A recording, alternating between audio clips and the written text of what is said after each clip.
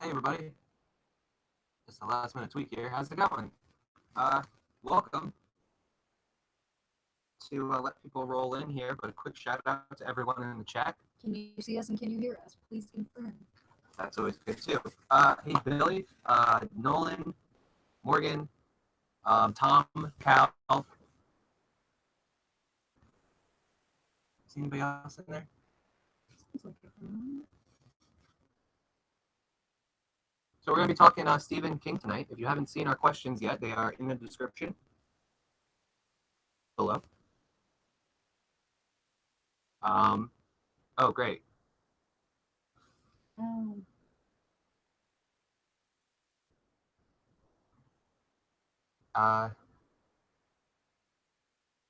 What it might be.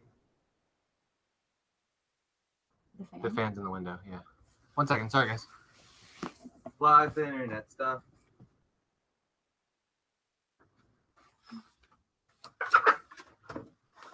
Thanks, Billy. I see your pun. How's that? Is that better?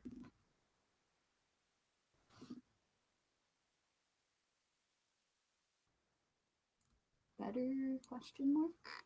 Is it any better? I'm not seeing. I have a full. I have a full thing right now. Chrome. Okay, cool. Okay, great. So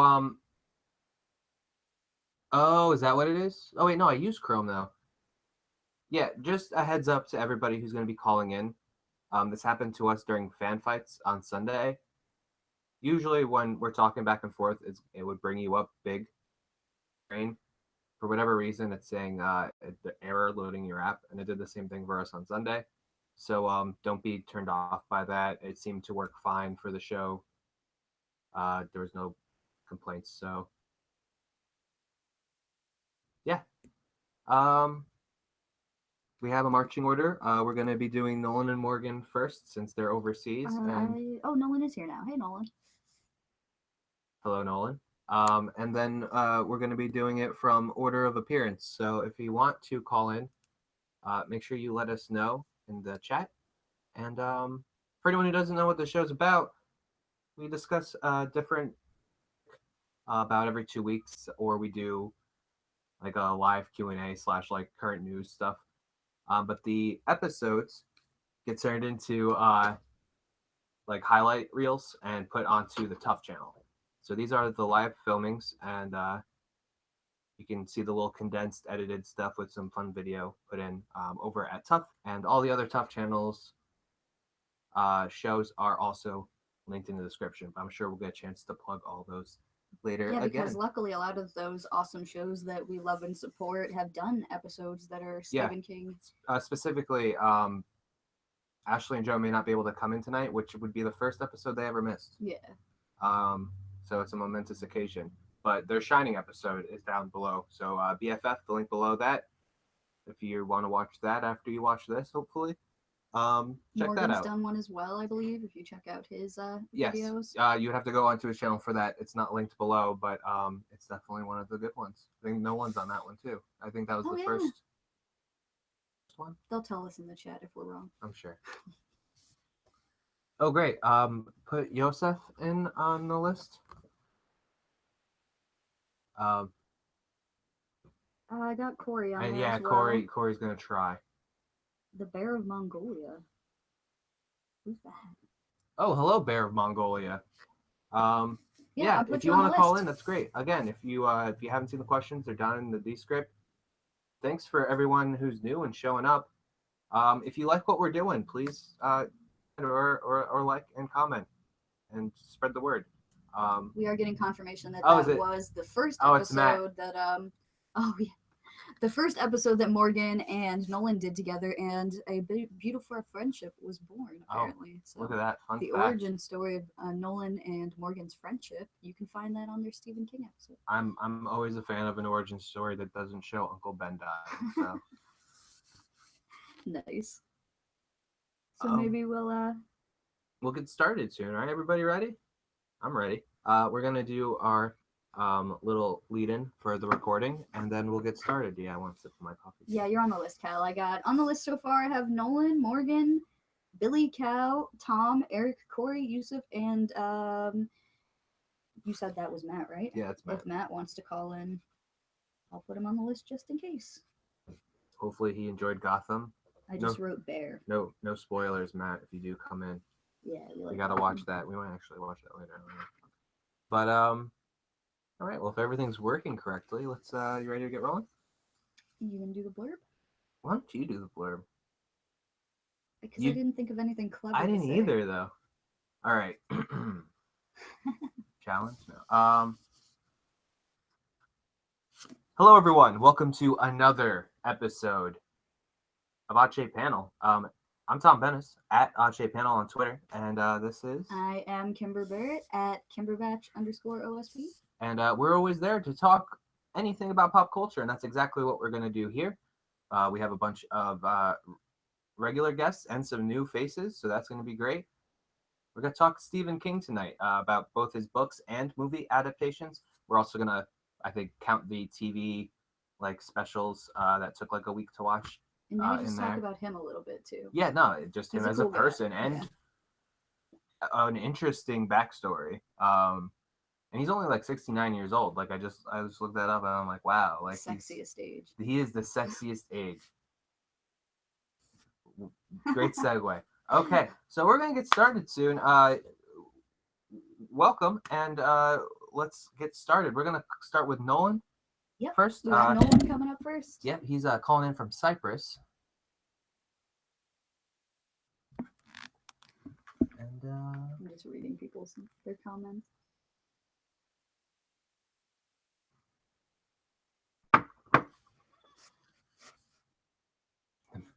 Tom says the most sensual age. Yes, correct. Yeah, I actually I just posted a picture on Twitter not too long ago, but I had the pleasure of going to a Stephen King Q&A when Under the Dome came out. Not a lot of people's favorite work of his, but it was really interesting. Just being in the same room with him and hearing all of his cool stories. He's just a super humble, smart, talented dude. Funny too. Yeah, he was hilarious. I'll talk more about it later. We reading there, Nolan? Why, hello. I didn't see you guys there. How's it going? Good. How are you doing? Not bad. Just been reading, doing some research for this episode. I'm ready to get going. Awesome. What do you got? What do you got there? I can't see it. I got from my school library, which I forgot to return, Stephen King's It. Nice. Nolan was the person who actually suggested that we do this, and it seemed appropriate because there's actually a lot of Stephen King inspired adaptations coming out this year, both in movies and TV, right? Am I wrong about that? Or is it just a bunch of movies? Well, there's Castle Rock coming out, which is an anthology series. Yeah, so he's all over the place this year. Still, what did you say right before we started? Because we were like, you know how we always try to put pop vinyls up depending on what the episode is, and we're like, well, we don't have any Stephen King pop vinyls. And we just looked around and I said Stephen King is such a prolific writer that we just looked around the house to see what we had that was Stephen King just lying around because we knew we'd find something. And we did. We found a couple things. You're kind of blocking them. I'm doing the best I can. Do you all float down here? I try not to. I don't like water.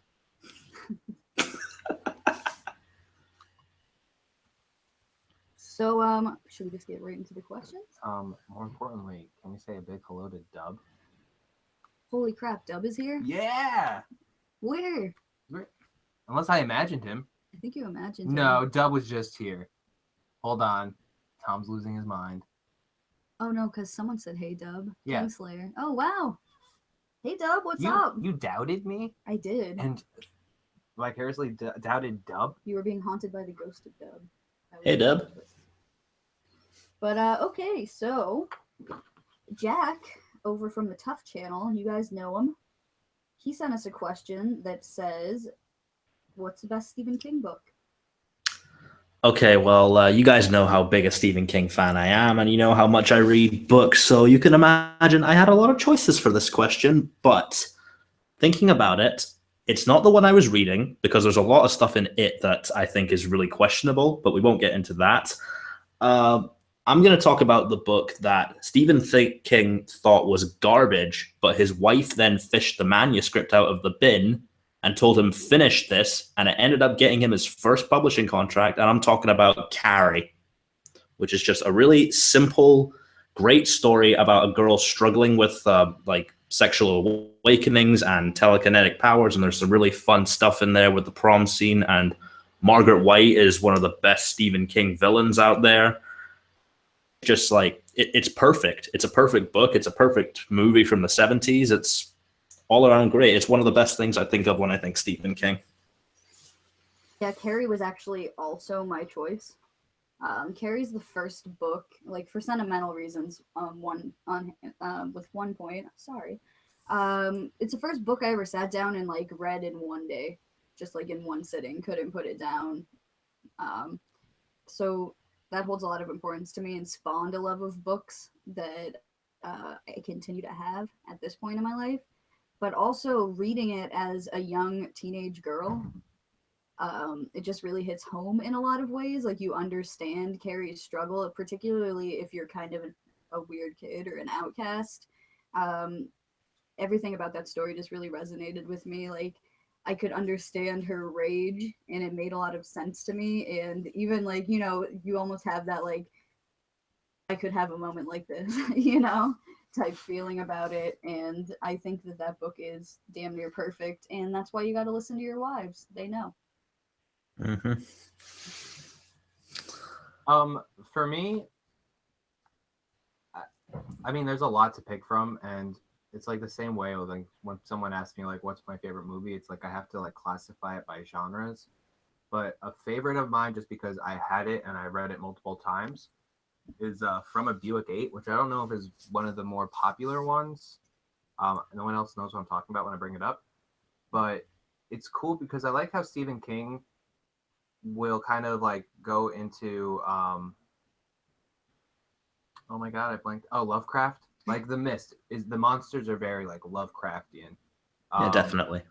But From a Buick 8 is more of like just like the idea of like portals and what's that Master of Horror episode with She's Coming. Yeah, Dreams in the Witch House, I believe it is. So it's like more of like just like different dimensions and like the mystery that's happening around them and just weird like stuff that doesn't make sense. Mm-hmm. So it feels very and I think I didn't start reading Lovecraft until after that. So I almost like it's like segued. Yeah, I almost into like Lovecraft. think it's King's fault that I like Lovecraft. Although worse, Stephen King. He could be blamed for worse things, but. All right, our second question was sent to us from Morgan. That's our buddy, and it was actually his birthday yesterday. So again, happy birthday, Morgan. Happy birthday, buddy. He asked, what scene from a movie based on a King story had the biggest emotional impact on you? Well, when I'm thinking like emotional impacts, obviously you think of stuff like the ankle hobbling scene in Misery, but I'm actually going a little bit off the fence with this. I'm picking a scene from the It trailer that it was a really simple emotion, but it just got to me on such a big level. And that's when Georgie hugs his brother before running out into the rain, because we know how that's going to end up. And it's just to see their chemistry, even just in a little trailer, and having that get a reaction from me, that is some damn good editing. And I'm hoping the movie is as great as that.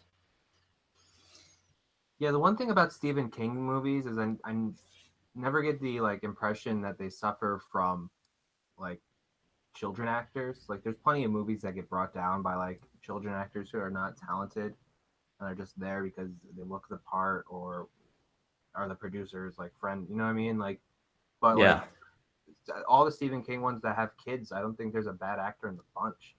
And like Stranger Things is almost like the new generation of that like kind of cast, because it's cool to see Wolfhard now in it.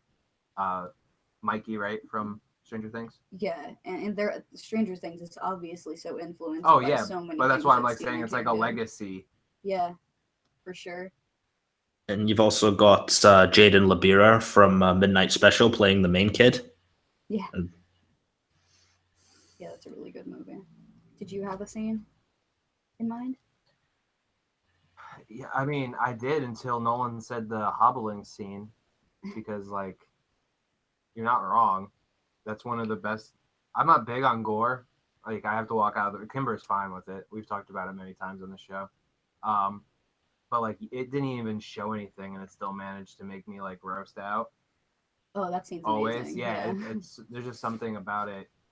But Misery is just made up of so many of those. Like, well, she's amazing in that movie. it's not just her like, though. He's I awesome get that, too. Like but the she stairs scene she makes it like and the cop. Oh my god. a whole nother level. But yeah, the howling scene definitely made me respond more. But I also thought the ending of The Mist was hilarious. Okay, so I used to work at Blockbuster. It's just all right. Like, I don't know, when things don't end in a practical way, or like it's like, oh, if you only waited 2 more seconds, I just find it really funny. And I worked at Blockbuster, and a woman asked me, she's like, well, what'd you think of this movie? And I'm like, oh, I thought the ending was hilarious. I enjoyed it, like in a B movie, like campy way. She comes back the next day and she just looks at me like dead-eyed, and she's like, you're fucked up. Because you're not like, oh no, I'm like, I didn't like the part where he killed his like kid. Like, that's not, I just like enjoyed, like, it was like, oh, it didn't work out for anybody. Yeah. Like, it's almost like we were talking, it's like a noir ending where it doesn't work out for anyone of the main cast. I'm gonna pick The Shining, a bunch of scenes. Yeah. I mean, just the whole movie. Yeah, The Shining's a bit controversial for Stephen King fans because, of course, it's not like the most perfect adaptation of the source material. But I don't care because The Shining is one of the best movies ever made, in my opinion. Kubrick is powerful with his control of projecting like emotion in his scenes, and Wendy, I believe her name is in the movie, is so terrified in that movie that it's really hard to not have a reaction when you're watching, like, of course, like the iconic him bursting through the door, but almost more on the staircase when he's like yelling at her and trying to get her to like come near him, and she's like kind of swinging the bat at him to like, no avail. It's literally like this. Well, she's horrified. And just the way he's like, I'm not gonna hurt you, I'm just gonna bash your fucking brains in. Like, it's powerful. Which is weird because the way he delivers that reminds me a lot of Heath Ledger's Joker. Like, he's like, I'm not gonna hurt you. The other way around. But, no, I'm saying Heath Ledger. Oh yeah, I'm sorry. So it's like, I wonder how much like of Jack Nicholson's filmography influenced Heath Ledger as opposed to just the Joker role. Well, Jack Nicholson definitely, and I think it was Nerdwriter who did a video about it, but he's a master of anger on film. Like, he can project like this rage and this anger like no one else really does. And it was like perfect balance with her ability to look so terrified. And she probably was, because Stanley Kubrick was a nightmare to work with her. In particular. Yeah, Yosef just brought up in the chat that they had to do the takes over and over. Oh yeah, again. He was crazy, but he was a genius, and that's why his movies look the way they do. But yeah, I just feel for her when I watch that scene, and anyone who's been in any sort of like domestic abuse type situation, you would think like that would have an effect on them, you know? Yeah, I get you there. And I think we'll get a lot of different types of answers from people for that question tonight. It doesn't really say what emotion. So Molly at One Jazzy Goose asked us, what's the worst King movie adaptation? Well, I'm coming way back to my first answer, but I'm not picking the 70s version of Carrie. I'm picking the 2013 version, which is really bland and lifeless and has none of the style that the original had. It's got some good performances, but it's really let down by just how bland it looks. And I was originally going to pick Cell, but picking on Cell is like picking on the nerdy kid at school. Everyone's doing it, but Carrie is just the 2013 Carrie is wasted potential, because I think Chloe Moretz could have been a really great Carrie White, and Julianne Moore could have been a great Margaret White, but it's just let down by how bland it looks. Yeah, I didn't even see it because I had no interest, so it looked bland in the trailer. Yeah. It did have Ansel Elgort in it, though. They need Oh to, my like, God, stop remaking perfect movies. Just stop. Like, just because if it's still in film format, that doesn't mean it has to be remade. Yeah, You know what I exactly. mean? Did you have an answer for that one? I did. Lawnmower Man. It's horribly dated when you watch it. It's not even like true to the actual like antagonist like view on the whole situation, which kind of hurts the story. I also, it's not a movie, but Under the Dome, I enjoyed the book. It was a long read, but that was fine. I didn't have anything better to do at the time. And the show just like took everything out of sequence and added new elements that weren't necessary, and I hated it. I hated it. I haven't even bothered watching that. It doesn't make any sense, and they did a good job with like Hank from Breaking Bad plays Big Jim, and he's awesome in it. Like he's perfect, but oh no, not Hank. Yeah, no, that's right. Sorry, the guy likes rocks, right? Okay. Is that his name, Breaking Bad? Yeah. Okay. They're not rocks. Yeah, I'm sorry, minerals. That was perfect. Yeah, it's. So I pick Thinner. Thinner is dated and racist and fat suits and a dude yelling "Curse of the White Man from Town" at people a lot. And I rewatched it kind of recently on a whim on Netflix one night, and man, like, it's not that good. Why would you do that to yourself? Because I had to know, man. I had to know, and it's like, I don't know, man. It's just not very good. It's not a great book either. Yeah, it's not his best story, but hey, he's wrote a lot of good stories, so can't complain too much. Yeah. And not even, those are just like, he has like 58 novels. That's not even including his short stories. Like, Family Guy made that joke like early in its career about like, all right, Stephen King, I need you to make, no, it was a lamp monster. Yeah. And he's like, all right, I have a story. It's about a lamp monster, but Stephen King can make a lamp scary. Like, Stephen King, like, I remember the It miniseries, and I didn't like fortune cookies for like a good 6 months because of like the teeth and like the blood and all like that. It weirded me out. And Stephen King can make a car scary, so Twice. Twice. 2 different cars. Yeah, the unrelated cars. That thing's not even a car. That's what's weird about it. Nice.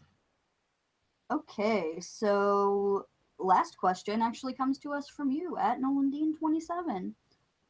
Basically, the gist of it is that someone's never seen a King movie before. What's the one that you're going to recommend to them to watch it and get them into Stephen King adaptations? Well, we got to remember what about Stephen King that makes him great. He's one of the masters of horror. He can tell a really simple story really well, and he has great characters. And despite how disturbing it is to watch, I'm going to choose Misery for this because it's a very simple plot. It has a lot to say about like fanboy culture and everything like that. You have one of the best villain performances with Kathy Bates playing Annie Wilkes. She's pure terrifying. And even like Tom said before, the guy who plays the author, James Caan, is equally as good. And I think Misery it's the perfect balance between being a great King adaptation and being a great movie. And I even saw Misery live on stage with just 2 people, and it was still equally great. So the fact that the story can translate to so many different mediums and work is the reason why I'm going to recommend that if you've never seen a King film.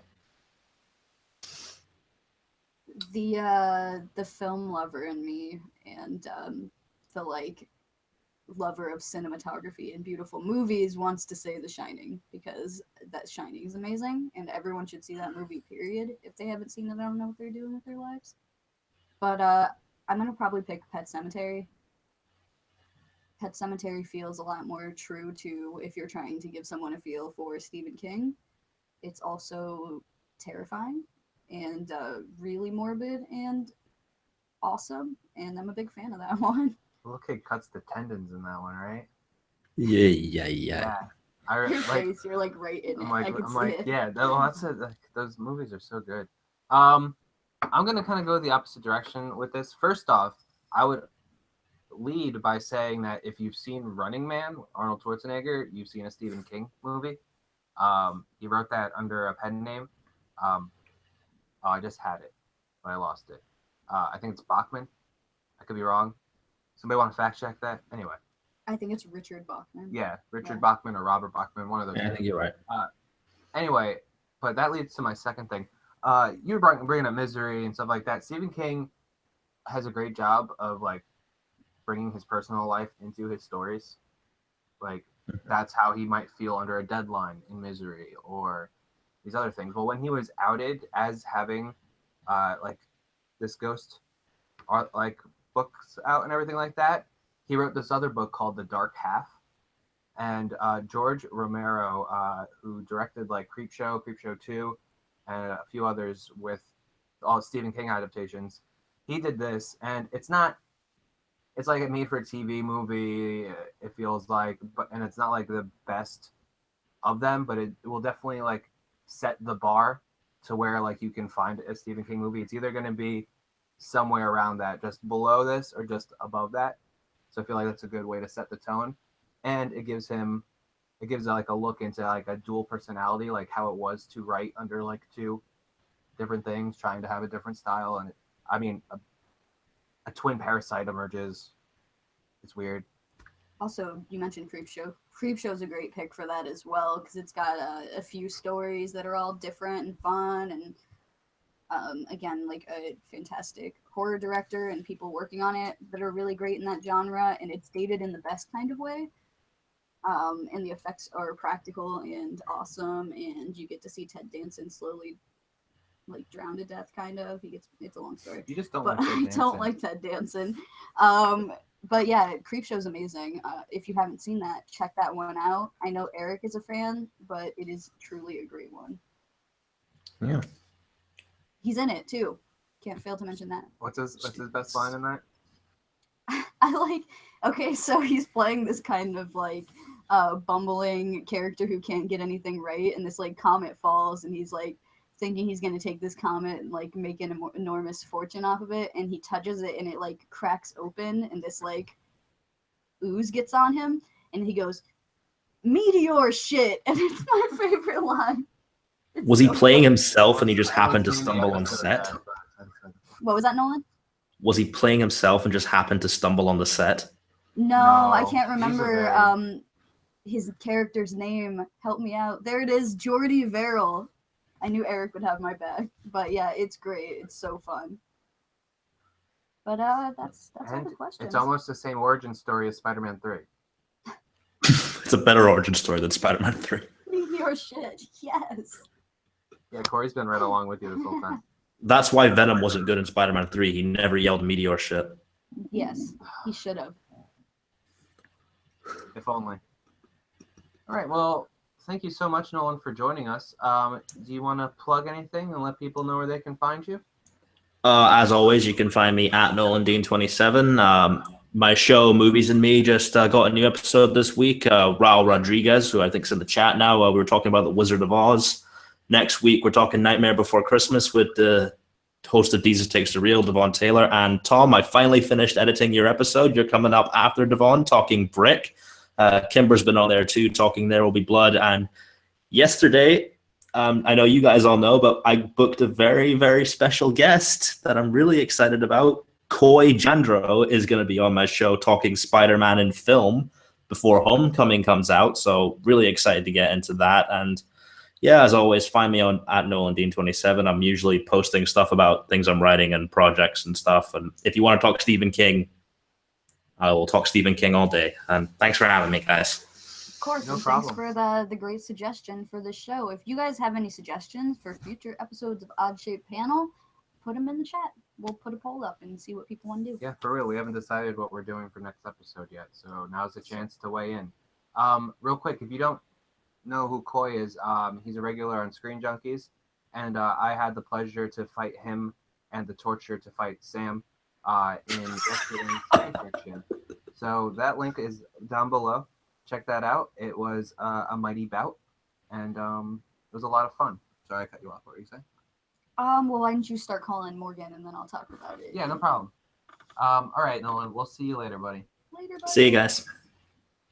So, in 2 weeks, when the next episode would usually be, I am actually going to be in Florida visiting my family. Were you still doing a Q&A for that, or what's the plan? I mean, I can do a Q&A. Maybe I'll choose a lucky OSPeep to be my co-host for that episode.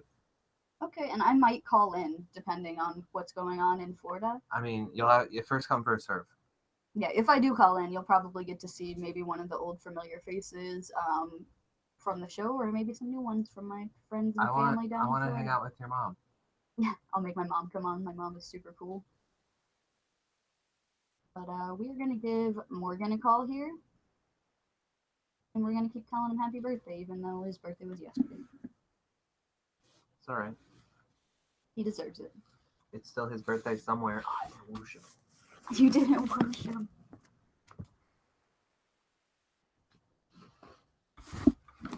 Ba, ba, ba, ba, ba.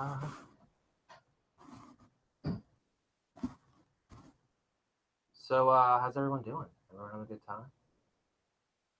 Kimber also asked a bonus question. I'll have to ask her again what that was. We'll bring that back up too. And I see more. Hey, Morgan, how's it going?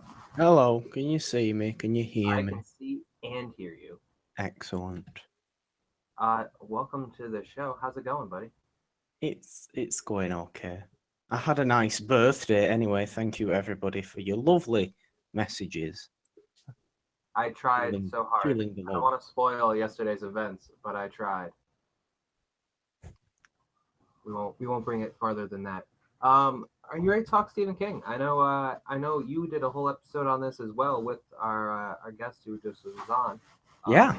So I expect you to be an expert. I'm not an expert. There's a reason I had Nolan on that episode of Horror House, because I'm not the most Stephen King expert of experts. I will probably actually only be able to answer 2 of these questions. Well, that's fine. I think you're just being humble, but well, I can't answer what's the best book because I have never read a Stephen King book. Well, sorry everyone. Maybe somebody needs to send you a Stephen King book, or all of them. There's 58, so if we get 58 people together, we'll get you the complete set. All right. So you asked us, what scene from a movie based on a King story has the biggest emotional impact on you? Yes. I'm not going like the same place as some people might do, like because Nolan's just said like Misery and the hobbling scene and all that, which is very, sort of like you sort of it makes you go like, no, I can't look at that. I'm going more in the sort of deeply sort of feely type emotions, and it's the end of Stand By Me when the narrator, what is his name?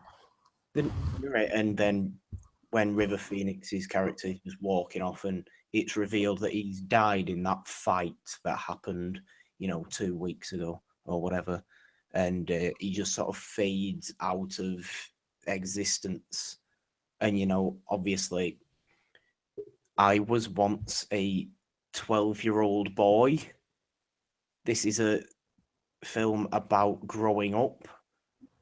This is it's a coming of age story for males, and we've all had the sort of friends that those 4 guys were, and that last scene just a really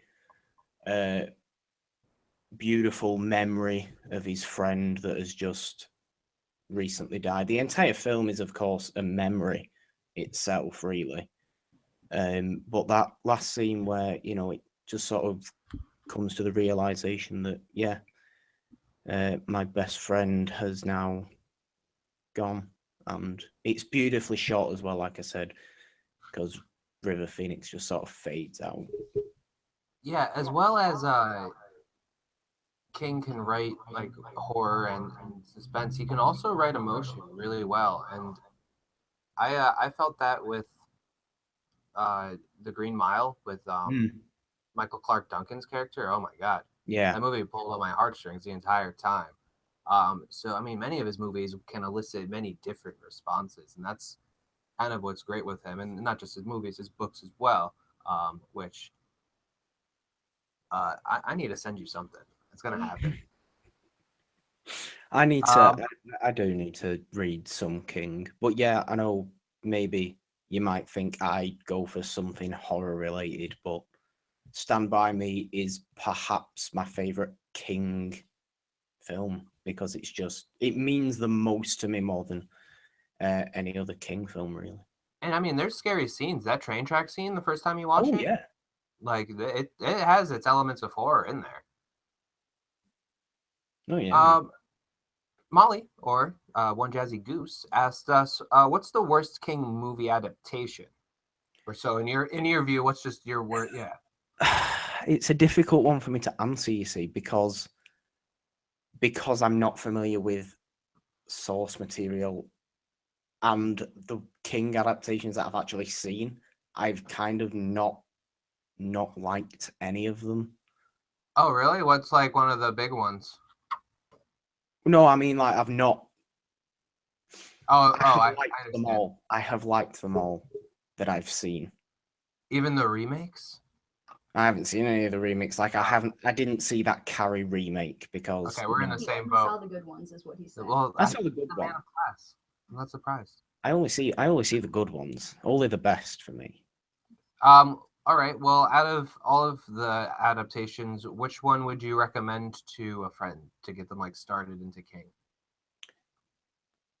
This I could take like multiple different ways because obviously King is known for horror, really. So if this friend is, into horror, I might show them something like Misery because it's really, quite a horrific situation, and it's, very Stephen King, like Nolan said before, very simple story with great characters.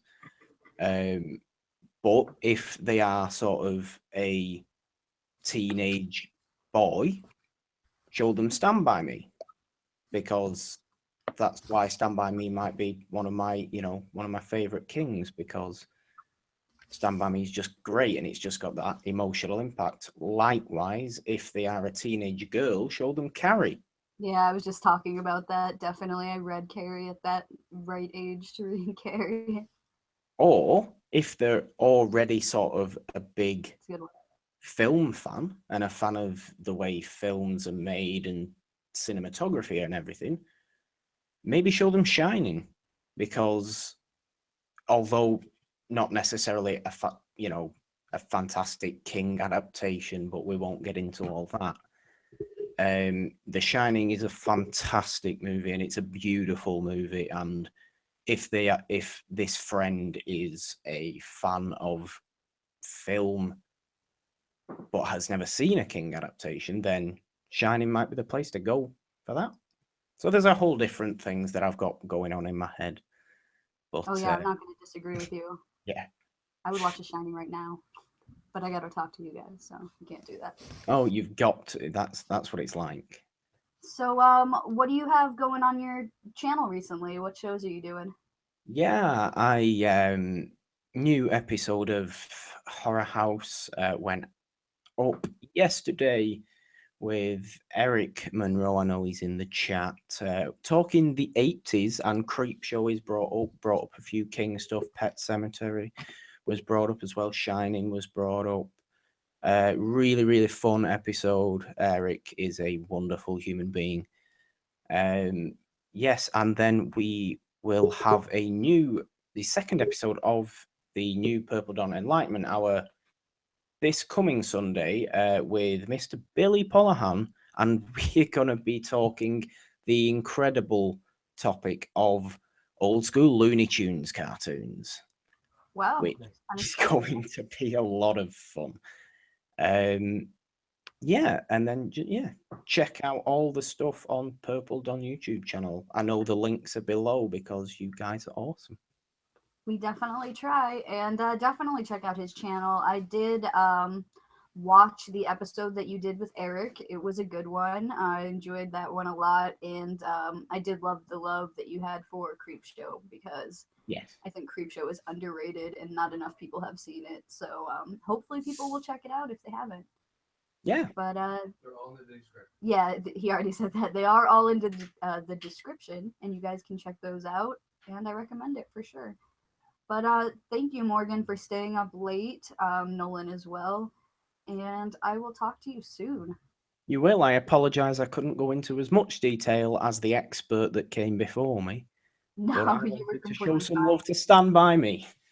Yeah, no one ever has to answer questions that they don't have an answer for, or they feel put on the spot or whatever. It's just whatever people want to weigh in on, because we want to have fun, you It's know? the beauty of editing. I can do whatever I want. But yeah, Yeah. thanks, Morgan. Yeah. Talk to you soon. You certainly will. Later. Thanks, guys. As always. Bye. See you later. Bye. It won't It let won't you get go. rid of Morgan. It won't let you go. Oh, I've taken over. Haha. Yeah, so check out all of Morgan's content. He has some great stuff on his channel. The first Enlightenment Hour I was on, and we talked about the Spider-Man symbiote. So if you're interested in that, yeah, check it out. I ramble on for like an hour. It's great. And I will be doing an upcoming episode of Enlightenment Hour about Game of Thrones, but he wanted to wait till a little closer to the new season coming out. So, And closer to when our new show, and Cal, who's in the chat, he's the host of The Night's Watch, which is a weekly review show. Also, keep an eye out. I'm going to be doing the American Gods recap show once that gets started. I have something in the works, kind of just like an explanation of what American God is. spoiler free. Spoiler free. Yeah, it's just a general like plot synopsis. So if you're interested in that, let me know, and maybe I'll work on it harder, and I'll get that out. But keep an eye out for that if that's something that interests you. And yes, Eric, just for you, I'll talk about Stannis, but don't expect me to be beaming, because he's not my favorite. Billy, you can come in whenever you're ready, buddy. I don't have to call you. Have you seen Oh, wait. Randall in a while? Because I know that he said that he was Under time. yeah, frame? Randall, if you're in the chat and whenever you want to pop in, let us know, and we're going to try to work with the timing for you.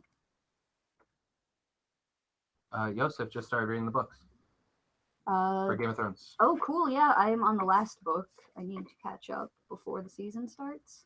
But they're a good read. I enjoyed them. You'll get pissed about all the stuff they didn't include. Yeah, we were watching like edited scenes from the show today, and like some of that stuff is just so cool. Hey, buddy. Hey, what's up? Oh, not much. You know, just doing this wicked awesome show. Nice, nice. What's up with you? Not much. I'm off work tomorrow, so I also got to figure out scheduling for a bunch of podcast stuff that I'm gonna be guesting on, but it shouldn't be too bad. Cool. Nice. I like that if I had my CM Punk facial hair right now and we like face matched, me and Billy would have a complete beard.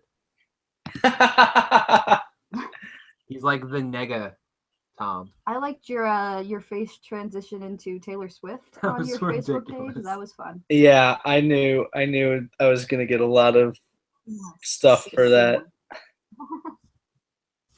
Well, those haters gonna hate. I'm not gonna shake it off. Shake it off. Yeah, we were talking about that song. I think because we were talking about the Dean picture Winchester, earlier, and we were yeah. talking about how that's Dean Winchester's jam lately. So I thought Raul would appreciate that if he's here. He is not here right now, I but thought he I might saw him. pop in later. All right, well, you ready to get started? Hell yeah. All right, well, Jack, producer over at TUFF Channel and host of Fan Friction, he asked us, what is the best Stephen King book?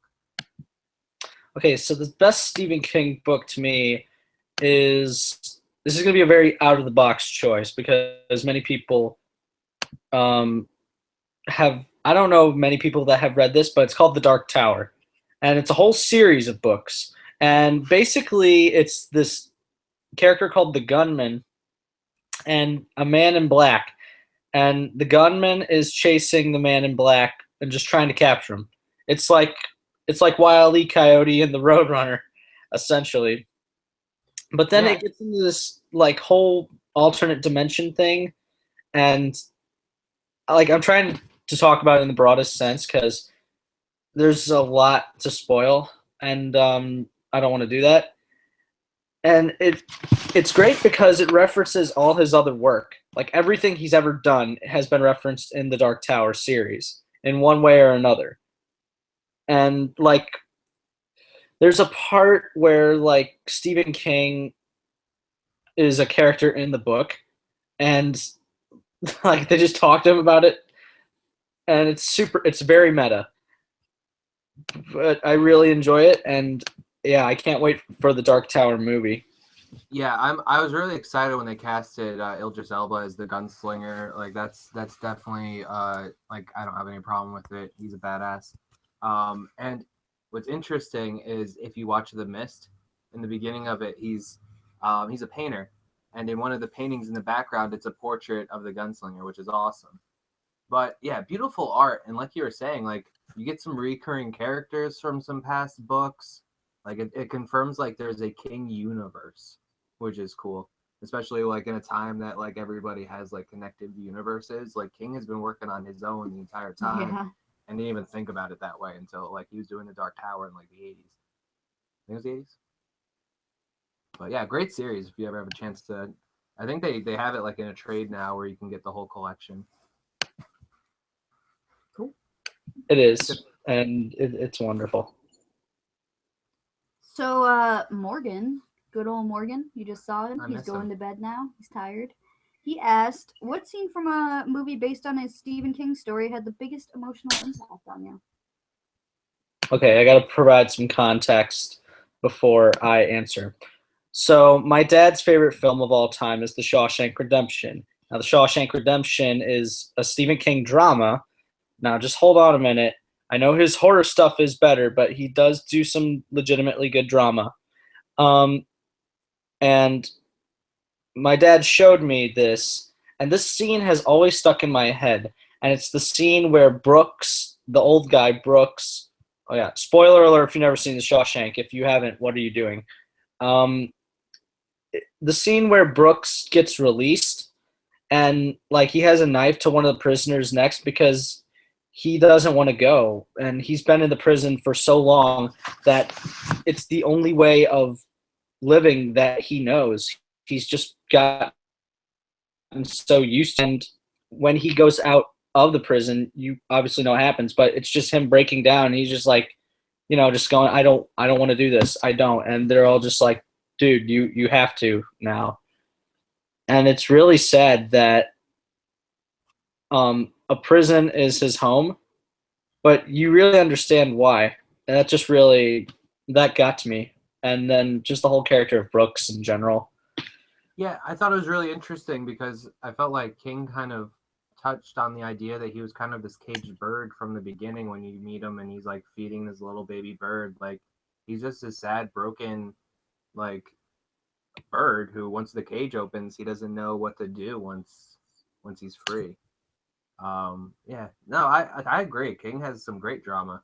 I think you have to be able to do everything in order to excel. You know what I mean? Because he's obviously doing something right. He can do his drama. He can do comedy well too. He has great lines in his books. Creepshow's funny. Creepshow's, yeah, it's just a comedy pretty much. And was it Tales from the Dark Side too? That was another Romero one. That was kind of funny. Langoliers. It's funny. I'm gonna be starting on the Langoliers, dude. I love Langoliers. It's because it's like ridiculous. That's why. You know what? Bronson Pinchot is the one entertaining thing in that movie. Well, And it's directed by Tom Holland. Yeah, who would have known?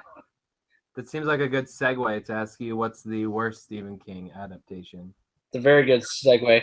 And my answer is going to be very interesting because the movie itself is actually not bad. I actually really enjoy this film, but it is Christine.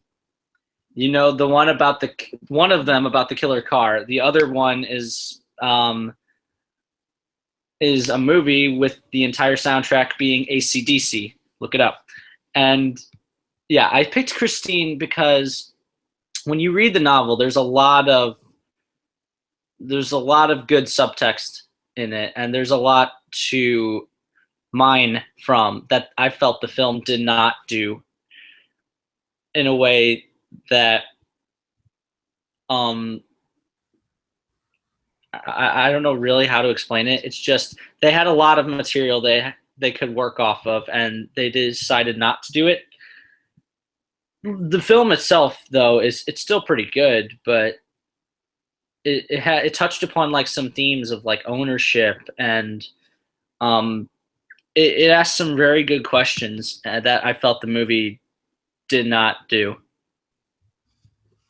And inspired one of the best regular show things. Hello, Governor. Oh my god. This movie's garbage. 1408. Yeah. Yeah. Yeah. I think I mentally blocked out that movie because I can't think of it. Like I know there's a hotel and Samuel L. Jackson's there. Like that's It's about 1408 had it. John Cusack. John in it, too. Cusack He's in it, cursed. yeah. Samuel L. Jackson. You can't have John Cusack in a King film or else it does bad. And wait, wasn't Sam Jackson? No, that was Morgan Freeman in Cell, right? I'm trying to remember who's with. No, it was Sam Jackson in both was? 1408 and Cell. I know because I watched both. That combo is just cursed. Corey likes 1408. No, I mean like that combo should work because they're both very good actors, but apparently just don't put them in Stephen King adaptations. Yeah. Nice. All right. So one more question for you tonight. Nolan Dean asked us, what's the best movie to recommend to like get somebody started into Stephen King's filmography, like of stories, movies based on his stories? Okay, well, I'm going to cheat with this because I always picture Stephen King in two categories. One is horror, one is drama. So I picked one for each because I feel like the more Stephen King that you have in your life, the better you are. And just before this is going to be completely out of nowhere, but I know some authors. He's apparently in a band with a bunch of these authors. It's like Ridley Pearson, Dave Barry, Amy Tan, Stephen King, and then a whole bunch of these guys. They're in a band, and they're terrible. But I just wanted to let you know that apparently there's an all-authors band, and yeah, they're terrible, but they still rock on. Yeah, the two movies that I picked for horror, for somebody to get into, I chose Misery. I didn't say The Shining because that is a very interesting film that not everybody may like, especially Stephen King. He does not like The Shining one bit. And I chose Misery because, one, the story is amazing, and two, Kathy Bates as Annie Wilkes is one of the best, scariest performances ever, and she very much deserved that Oscar. And yeah, for drama, I was going to say Shawshank, but I decided to go with The Green Mile. And I did this because this movie is very emotional. It's a very long movie as well, but it is very emotional. And Michael Clark Duncan, my God, heartbreaking. I mean, just heartbreaking. And Tom Hanks, of course, is amazing in it, and it's one of Stephen King's best dramas. I highly recommend it to anybody, not just for Stephen King, just for film in general. And yeah, those are my answers. It's also one of the many movies that features Tom Hanks peeing. Like, he does it in every movie. His best pee is A League of Their Own. A League of Their Own. A League of Their Own. That's one of the best cinematic peeing moments. I mean, there's a bunch. Austin Powers peeing. What? No, I'm talking about Tom Hanks. There's Oh, plenty he of Tom has a Hanks million. ones. Like, yeah, there's videos about it. Check it out. Anyway, Billy, thanks for joining us and talking about Tom Hanks. Oh, I love talking Tom Hanks, and no, it's very good because I'm a massive Stephen King fan, and I was very psyched when you guys were like, "Hey, we're gonna do a Stephen King episode." I'm like, "Yes." Well, all it takes is a recommendation. So, Okay, I'm still hoping for that lost episode. It's gonna happen. Whether we're gonna whittle you down, Tom. You have an idea? Well, if you guys don't come up with an idea, I'm just gonna use Kim's idea. Hey, the OSPeeps are clamoring for a lost episode, not that kind of lost episode, but ABC's Lost. It's gonna happen. No, you get lost. How about that? Yeah, Oh, I'm the one that makes the puns around here, but I'll give you that one. why don't you All right, buddy. We'll see you later. drift off like a smoke monster?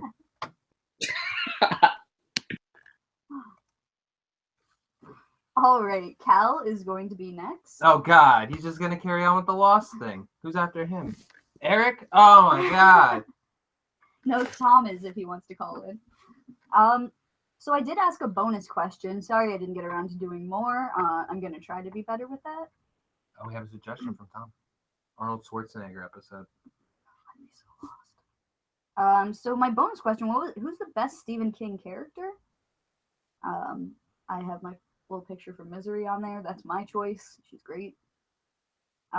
Randall Sands, our buddy, said Mort Rainey from Secret Window. And that was my pick too, Randall. I love Secret Window, and so by extension, I also love Shooter. Great. Johnny Depp is so hot in that movie. Sidebar, but he is. We've discussed this. I don't know what it is. It's the messiness. He Very looks like a attractive. straw man. He's hot. A hot straw man. That's Randall said it's one of the last movies he enjoyed Depp in. He really liked his character and the journey that he goes through. That's true. It was around there. Tom said he's going John Coffey if we're talking about books and movies. Eric picked the fluffy creature from the Crate and Creepshow. That is a good choice. Really cool, practical puppet. I'm a big fan of puppets. And Morgan wants to pick everybody from all the kids from Stand By Me. Nolan picked Pennywise. No surprise there. He says it's such a simple concept executed to perfection in this story. Billy picked Michael Clark Duncan's character that he was just talking about from Green Mile. And then Brian picked Piper Laurie as Margaret White in Carrie, which is also an excellent choice. She is terrifying. So thank you guys for tweeting me those answers, and hopefully next time I'll have a couple more bonus questions. Let's come to the time. Where we try to get Cal.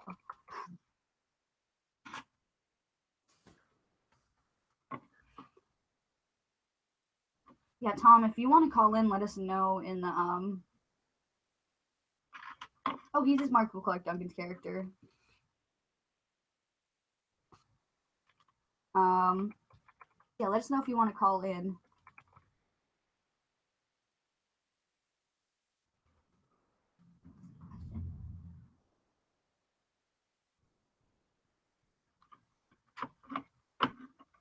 Now they're all going, someone said John Hughes. That's at least something I know about. I'll write down the ideas. Man, I always get half of it. I did write it down, but I don't remember what notebook I wrote it down in. Classic Tom move. Every time. Every time. You know what? I've probably written down in like 6 different notebooks, to be honest with you.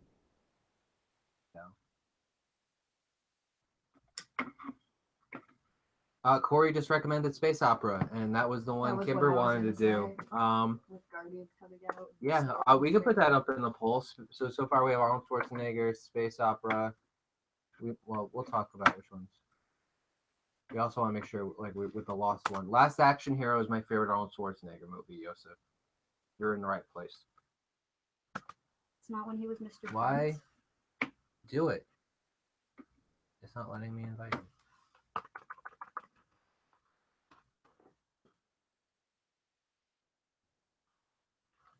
Oh, I love the internet. It's so great, don't you think?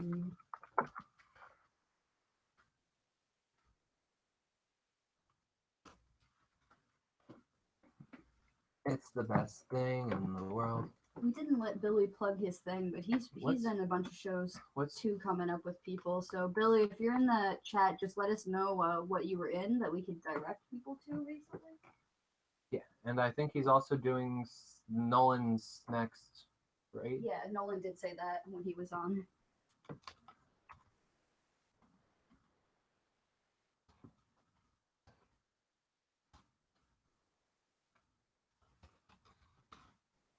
There we are. Okay, it wouldn't pull you up, but now there you are. I'm just gonna make sure it's correct. Yeah. Yep. Nope. That's wrong. God darn it.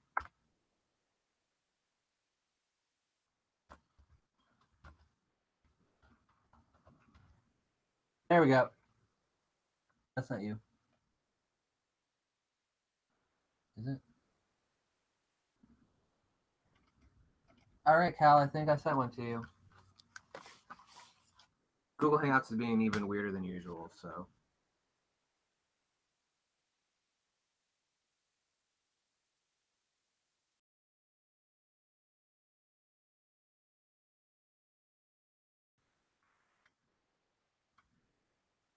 Sure what you're using. Oh, we're using Google Hangouts. If you have Matt, if you have a Gmail account, you would just go to hangouts.google.com, sign in, and then we would call you from there.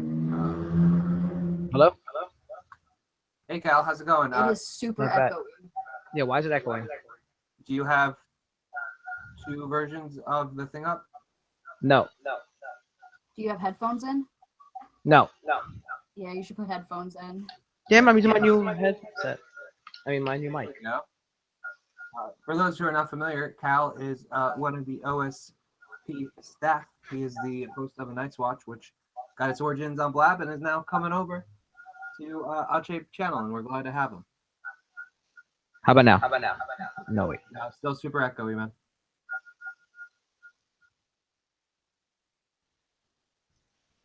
It sounds like your mic's too close to the speaker or something because it's getting feedbacky too.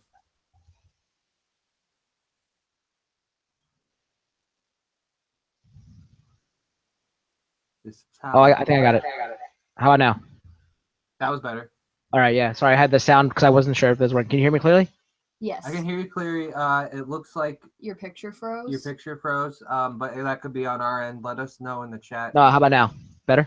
Yeah, There there you you go. go. It's all Perfect. better. I was just testing things out. New mic and everything. You know what, buddy? Nailed it. Just saying. Yeah, and speaking of new mic, we just want to say thank you again to all of our patrons on our Patreon. You've helped us look better and sound better, and we're going to be able to meet up with some great OSPeeps. Cal's going to be there too. Not saying he's not great. I'm just saying because he's here. Oh yeah, I'll be there too. So thank you so much. You've definitely supported us and the show, and we love you for it. But And we'll have some great content when we go to Philly. We're definitely going to tape a lot of the adventures because many familiar faces will be there, and we'll be putting that up right here on OSP Channel as soon as we can. for sure. You already talk about some Stephen King? Oh, before you do that, No. What's up? how do you call in? Like, you know how you said Billy just calls in? I don't know. You would have to ask Billy. Okay. Because that would we you can should just be avoid one of all the this. You know how this moderator. happens every week. Yeah, I know, but I thought it was like a recurring joke Oh yeah, I guess we can do that. That's funny too. because It's a bit. yeah, it's a bit. You guys thought that was real? No, that was planned. I'm a genius. So, I'll get you started here. What do you think is the best Stephen King book? Okay, so I can't answer this question because I've never read a Stephen King book. That's okay. So I'm just gonna take this time to promote Lost episode for Oh my God. So OSP, question 2. as well as a mythology episode. So get on it, guys. All the people in the chat. Mythology. You know what? I think now it's time to actually do the mythology episode. With American because Gods I'm gonna coming. I'm doing the American Gods recap show, which hopefully I got to figure out the scheduling for that, Cal. But if you're around, Yeah. I'd love to have you there for it. Yeah. Yeah, that if you're down, I would love to do the mythology. I've been waiting this entire time to do it. Come on. As long as space opera can be like on the We will- near future list. Well, don't you want to be here to talk about Guardians of the Galaxy? Yeah, but this wouldn't be for the next time when I'm in, because that's gonna No, be a mythology Q&A. is gonna be. Oh, is it? Yeah. Ah, that's how they get you. I'm tricky. That's how they get you. We'll think about it. We'll let you know, but that It'll was- probably be mythology or space opera. it's never gonna be lost. Never. It's gotta be lost. It's the greatest thing ever. And, I mean, you're welcome to do your own chat about Lost, but like literally, okay, this would be us during Lost, the entire thing. But you guys actually watched it though, so No, Not really. we didn't. oh. I've never cared. But I mean, I'm not trying to take it away. If you like Lost, that's great. At One Jazzy Goose asked us a question, but I skipped Morgan's. So Morgan asked us, what scene from a movie based on a Stephen King story had the biggest emotional impact on you? I can't say just a scene, but the actual movie, because I saw that when I was really young, so that made me afraid of clowns for like a really, really long time. So I hated clowns until I don't know how long, but eventually I went to like an insane clown maze when I was older, and I'm like, oh, these don't affect me anymore. But I remember being little and not liking clowns for a long time. So it was anything from It with that clown Pennywise. Yeah, a lot of people don't like clowns. I'm not really too scared of clowns. I actually kind of love clowns because I grew up like loving the Joker, and it kind of made me always like clowns. But my mom had this fucking porcelain doll, and the thing was terrifying. It was a clown. And I swear, like, she'd put it in one place, and then I'd, like, open a completely different, like, drawer or something, and this fucking clown would just be out of nowhere. It traumatized me for years. This thing scared me. And then one day, I opened the drawer, and the clown, like, jumped at me and fell out, and its face shattered. And that was the end of it. But that's the most traumatized I've been by clowns, with this freaking porcelain doll. I have found the picture on Google that's the exact same thing. I will tweet it to you guys. It was so scary. Well, you live in a Stephen King horror story. Why? Native American. Oh, because Florida is like a giant Native American burial ground, is Yeah. what you're saying? Yeah, it kind of is. But yeah, no, I don't know. Clowns freak me out. Only in that way. You asked, that was Morgan's question, right? Yeah. Yep. So Molly at One Jazzy Goose asked, what's the worst King movie adaptation? I think it's Dreamcatcher because I was really excited about seeing it, and when I saw it, I had no idea what was going on, and like it was just terrible, and I didn't enjoy it because I think I was so super hyped to see it. So when I actually saw Dreamcatcher, I was completely disappointed by it. Yeah, I feel you on that. It had really cool elements, but some of it, I mean, you just can't get past the shit weasels. Yeah, I'm surprised we haven't heard more of that. Honestly, I'm sure that someone else might talk about that too. And I see Candace in the chat. I think I can't wait to see how she ties Buffy into this. Oh god. Candace is very well read. I'm sure she has lots of thoughts on Stephen King. He's like, if Buffy was in Salem's Lot, let me tell you what would happen. Nice. All right, Cal, last question for the night. Nolan asked us, what's the best King movie to recommend for like a first timer? It doesn't have to be based on a book, right? Or does it?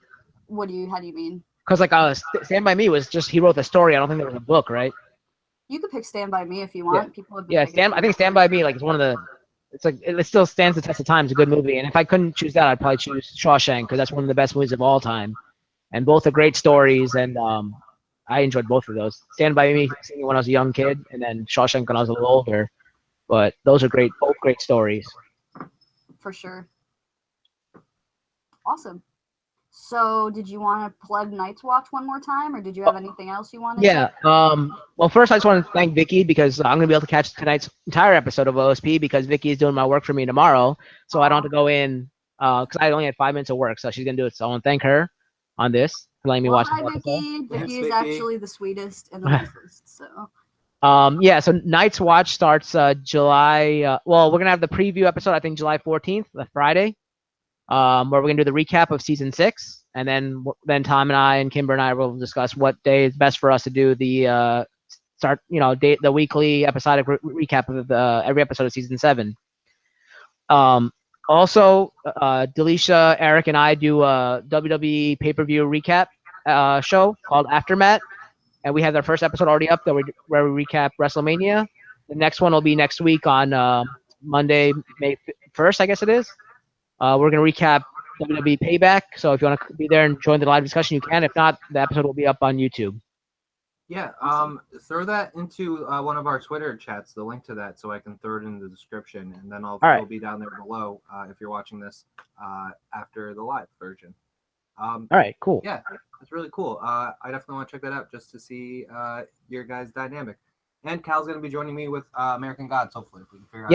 Yes, that'll be exciting. So that'll give you a taste of, because there's definitely going to be some conspiracy theories, I'm sure, which is kind of a good taste of Night's Watch. Yeah, one more time, Candace. I don't know if you missed this part, but Tom and Cal are going to be doing a American Gods recap show. Looking at you. Looking at you. We'll base it around your schedule, Candace, if you want to come. And also, I don't know what your schedule is like tonight, Candace. So if you have to leave early, let us know in the chat so we can try to get you in as soon as possible. For sure. But thank you so much for joining us, Cal. Yeah, thank you guys for having me. I'll be here the whole time, so I'll be in chat. Great. We'll talk to you soon. All right. Either way. Lost in Mythology for life. Oh my god. Lost in Mythology for life. Oh, Candace is into it. Nice. Where's the list? It's over here. Oh wait. Tom, are you calling in? Last call for Tom. If not, we're gonna have Eric. Can you hear me, Tom? Zambino, that's a cool last name. I like it. Okay, Candace, that's cool. We'll try to get you in. We do have kind of a long list though, so if it's getting late, let us know because I don't want to miss you. It's been a while since you've been on the show, and we love you. So we'll give Tom a little bit longer to get back to us. And after that, why don't you just call Eric, and if Tom wants to get back to us, then we'll put him in after Eric. That's good for me. I'll put a little question mark next to his name. Eric, I liked that little video you put up for Morgan's birthday. You're always Eric very puts thoughtful. up the best videos. The first time he came on to OSP, he put up the best video, and I wish I still had it. I might still have it. Do you know where you have it? Right here. In my heart? Right here. Right here in my shirt.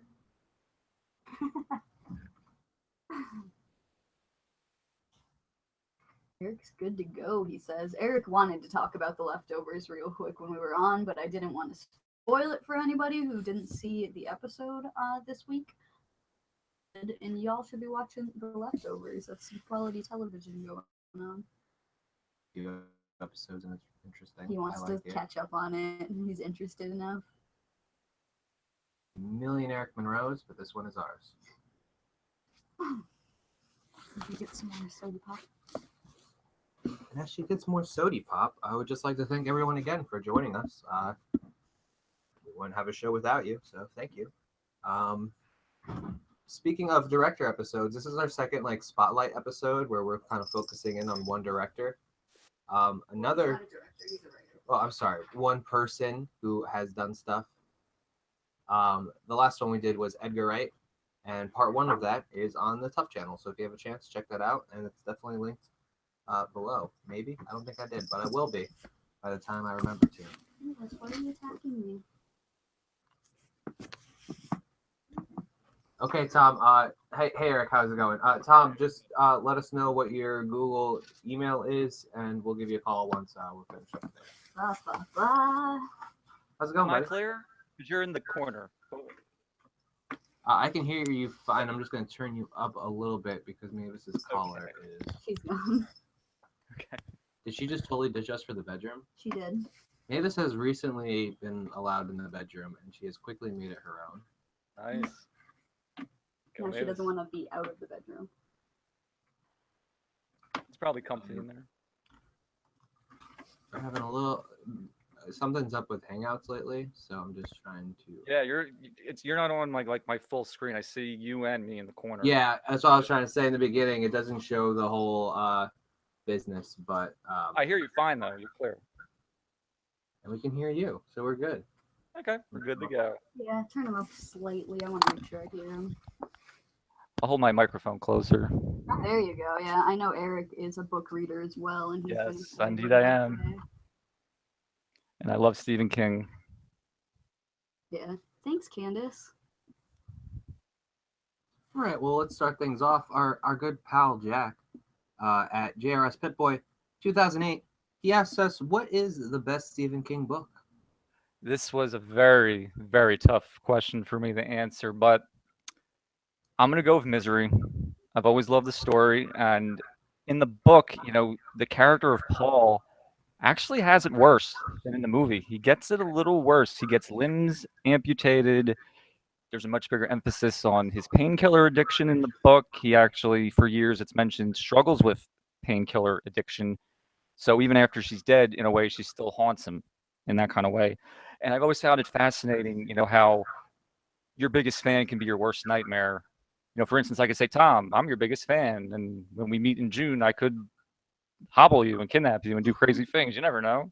Not saying I'm going to do that. You wouldn't let that happen, Please right? don't do I'm not that. saying I'm going to do that. I'm just saying you never know when I'm someone says, I'm Googling your your biggest fan. training order real quick. Don't worry, I'm normal. Yeah, but Yeah. I'm going to go with Misery. Whatever.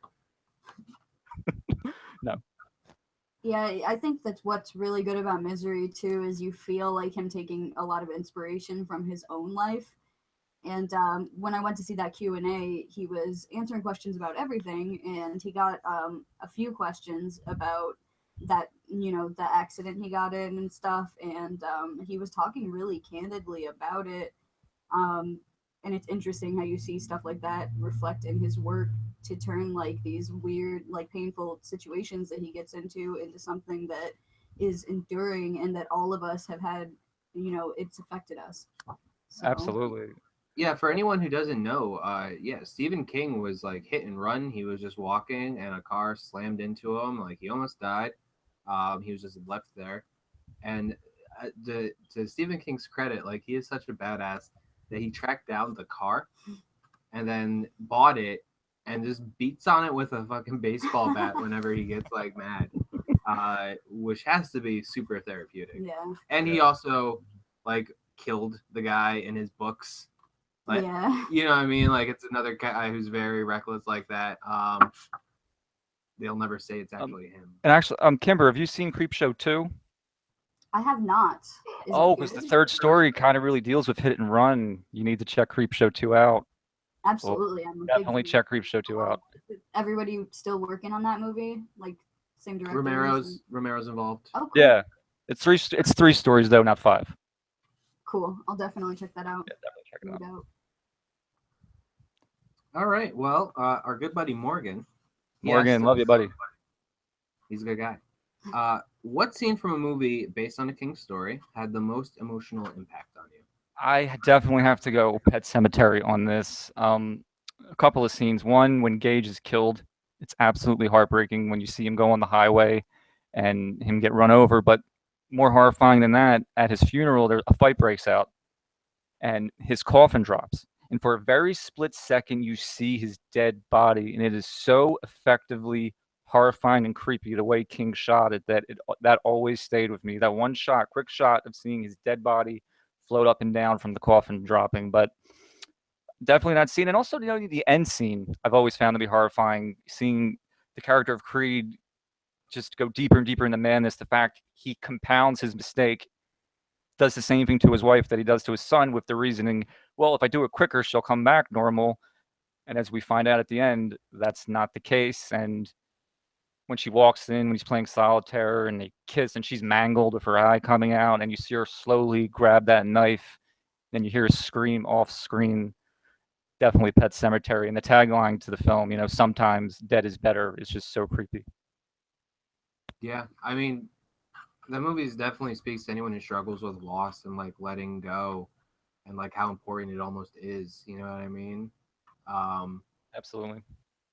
He's just so good at picking like. So Pet concepts. Cemetery and Reanimator taught us that if something dies and you try to bring it back, if you try to bring the animal back first and it doesn't work out, don't move on to people. Church did not come back the same. That was not the same cat. They don't usually. They No. don't. Sometimes dead is better. You are correct, sir. I mean, I hate to say it's creepy, but that's the truth, as we found out from that film. Our good friend Molly, Hi, One Molly. Goose, who has recently just put up an article on 13 Reasons Why. No, I'm sorry, Big Little Lies. I'm getting these. I binged that, by the way, and it's an amazing show. I watched all 7 episodes in like 2 days. Highly recommend it. Well, if you're interested in what Molly had to think, check out our WordPress. That is also in our description. Anyone who wants to write an article about something pop culture related Candace, looking at you again. is more than welcome. I would like to get a steady schedule going, but that's based on everyone's availability, and I understand everyone has real lives. So And you too. Tom works all the time. I am trying to finish MST3K so I can write my article about that. There's just no time. I feel like I'm in a Twilight. Not enough episode. time in the day. It's a Black Mirror. There's episode. time. There was time now. We need more time. I'm so behind on so many things because there's just not enough time. Oh my Yeah, God. We're trying. That was me at work last night. I brought my laptop and I was working on the Edgar Wright thing, and I had like 6 hours to burn through. I forgot my charger here, Oh my gosh. Oh. so I was like, That's there pretty was bad. time. I have been trying to catch up with I've been binging shows like crazy, particularly on HBO. Like I binged all of Silicon Valley, I binged all of Hung, I binged like all the major shows that are on there. I pretty much binged them. And they're very bingeable shows, though. Yeah. They're extremely bingeable. I'm watching Bored to Death, even though I don't like Ted Danson, but I'm done talking about it. Go ahead. Well, our friend Nolan Dean, you love him, you know him. He asked, What was Molly's question? Oh yeah, you skipped my next question. sorry. It's okay. Sorry, Molly. I was too busy segueing. Oh my God. You want to take it here? I give up. Sure. What do you think is the worst King movie adaptation? My answer 3 days ago was different, but over the weekend I rewatched it, and I gotta say, it's pretty horrible. I mean, as much as I respect this man, and I love this man, and I love his portrayal of Pennywise, I was bored out of my mind. When did I watch it? Saturday night. I was good. I mean, I don't like Christine Evert for some reason. It never struck a chord with me, that film. But the TV version of it just doesn't do it for me personally. I think it's terrible. So much. And what hurt it so badly with it was that it was a TV movie, and they had to cut so much great stuff from the book out. I mean, Henry Bowers is one of the most evil, villainous human characters King ever created, and he's pretty bad in the TV movie, but he's far worse in the book. And that's why I have hope for the film in September. I'm not a big fan of remakes, but I'm looking forward to it in September because I think it's going to be able to incorporate more from the book. Yeah, I feel like that was an issue. Sorry. I feel like that was an issue with a bunch of King's projects. Like, I wanted to watch The Stand before this episode because it is one of my favorite, like, King stories. But there's not enough time. Yeah. Not enough time. I do think that we have to say that Tim Curry is magic in that movie. No matter That's how the only thing I would say. Watch it for Tim Curry because his portrayal of Pennywise, it's the one thing the movie got right, is spot on. And that's why it's so iconic, is because of Tim Curry. It's the spider at the end of the movie that I think is That's really horrific. boss. Like, Absolutely horrific. Like Jason and the Argonauts. Like, And I have a crazy trivia thing with this film. So Sure. there's a commentary on the film. I was listening to the commentary, and what's his name? From Three's Company, John Ritter is on the commentary. Literally 5 hours later, he passed away, which I found to be so creepy. I was just listening to him on a commentary, and 5 hours later, I get the news that he had died, and I was like, "What? Whoa. that's crazy. Timing. Terrible!" And then my heart broke for him because I did love John Ritter. I was a big Three's Company fan. But yeah, Tim Curry, it is worth watching. I can't say it's not worth watching. It's worth watching for Tim Curry. And I don't know, a lot of people don't notice, but he suffered a pretty bad stroke a couple of years ago, which is a shame because he's a very talented man. Yeah. Yeah, And everything he did. We talked about this in, I think, our music from movies episode. I don't remember exactly which episode it was, but Mormo was talking about the new Rocky Horror Picture Show. Yeah. And he was at least still in, like, understandably, he's not really in a condition to perform. but he was still involved as the narrator and stuff Yeah. like that because he is like that iconic to all the things he does. Like I wouldn't be surprised if he did have a small cameo in it, just because. That would be awesome. I hope he does. And they're keeping it under wraps. Real quick, and I know this has nothing to do with this, but have you heard the whole Stan Lee news from Guardians? No. Oh no. It's Uh-oh. a Breaking cameo news. scene, but I don't want to ruin anything Yeah, either. don't. All right, just don't look at any of the wardrobe pictures. Got me curious. I'll just say that. Don't. If you're curious, look at the wardrobe pictures. If you're not curious, don't look at the wardrobe pictures. The fact it's coming out so soon, I probably will hold off and just experience it. But I'm curious though. Yeah. We'll talk after. All right. So one more question tonight from Nolan at Nolan Dean 27. What's the Stephen King movie that you would recommend for a first timer? I'm gonna have to. Well, I have two choices. I'm gonna go with. I have to say definitely Misery. It's absolutely amazing. Kathy Bates' portrayal as Annie Wilkes is chilling. She's probably maybe the greatest human villainous character he created. James Caan's wonderful as Paul Sheldon. The hobbling scene that we've talked about is absolutely super effective, and I think that would definitely get people to want to watch Stephen King films and want to read Stephen King films. And my second choice, I can't not talk about Creepshow. My love of this film, all 5 stories. Father's Day is great. Stephen King's episode, The Lonesome Death of Jordy Verrill, he's great in it. I feel sympathy for him. I mean, you can tell by the title what happens, The Lonesome Death of Jordy Verrill. Seeing Leslie Nielsen play a villainous character is awesome. Great. Trying to take out Ted Danson. Yes, it's so great. And the last tale about a slumlord who hates bugs is absolutely creepy. So big fan of Creepshow. Check it out if you haven't seen it. So definitely Yes. Misery and Creepshow. I agree. I have the DVD of that somewhere too. I can't find. I have Cat's Eye on DVD. I couldn't find it today. Cat's Eye is great. That's the creepiest little troll I've ever seen. Cat's Yeah, Eye. me He too. is so creepy. It's a badass cat. Sometimes I wonder, like, what would be if something like Quitters Inc. existed? Yeah. I think there would be a lot less tobacco users, to be perfectly honest. You see a loved one hopping around and getting electric shocked might do it to you. Yeah. It's true. I'm surprised no one's talked about Cujo tonight yet, but maybe I we'll love Cujo. That's a good book, and the adaptation was really good. for sure. I told this to Morgan, I could never look at a Saint Bernard dog the same way ever again. I'm little. I'm 5'2" and I'm petite, and big dogs have always made me uncomfortable. I didn't grow up like owning dogs. I think we got my first dog when I was like maybe 17, 18, 19 years old, something like that. And she was little. Like she was a little like Benji looking thing. So big dogs always scared me. So nothing is scarier to me than like the freaking Terror dog. all I can think of is like the Sandlot.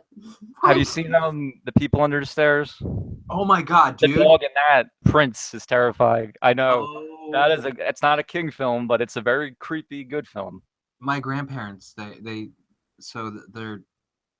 stuff is down in the basement. I don't know if I've ever told this story on here. So like their washer and dryer and like a bunch of their like extra stuff is down in the basement. And I grew up at my grandparents' house. And like the vibe down there was just totally different. Like it was like damp and like quiet except for the hum from the machine. So it was very creepy. And all the doors swung open.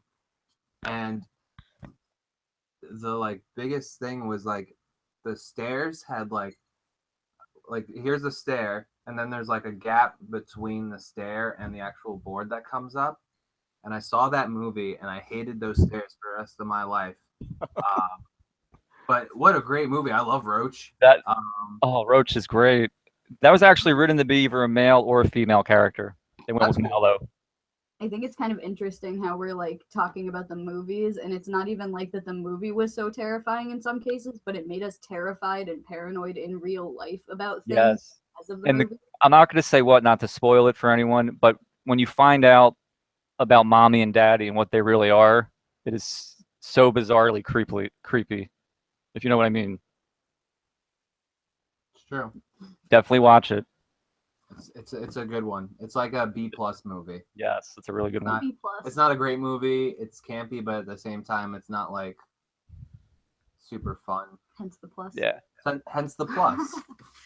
Although I always had issues with him going back into the house. Full. Yeah, I never understood that Like, either. what are you thinking, dude? I mean, you're lucky to escape that. What are you going back in? Hey, man, he's ballsy. He was ballsy. We would have never figured out the ending if he didn't go back in there. That's true. You had to do it.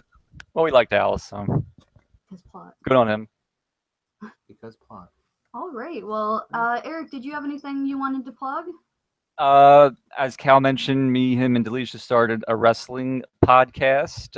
Aftermath, the next episode will be May 1st, a week from today. Of course, I was just on Morgan's show talking 80s horror. Absolutely had a blast. Check that out. And I also do a Game of Thrones recap show, which I now have a name for, thanks to you, Kimber. Mine is The Fury. I'll be resuming that in July. And I just want to say, Kimber, what do you mean Stannis isn't your favorite character? I thought I was getting through to you. He's not.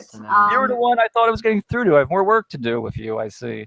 He should I be have a hard time everyone's with- favorite. He should be everyone's favorite character. I have to send you this remix video. There's this guy who remixed all the Game of Thrones seasons, and his season 2 remix is called The Son of Fire, and it's mostly like a Stannis remix. Oh, And I I'm would like, probably love that. I'm um, just teasing. I'm just teasing. The thing that I like the most about Stannis is Davos.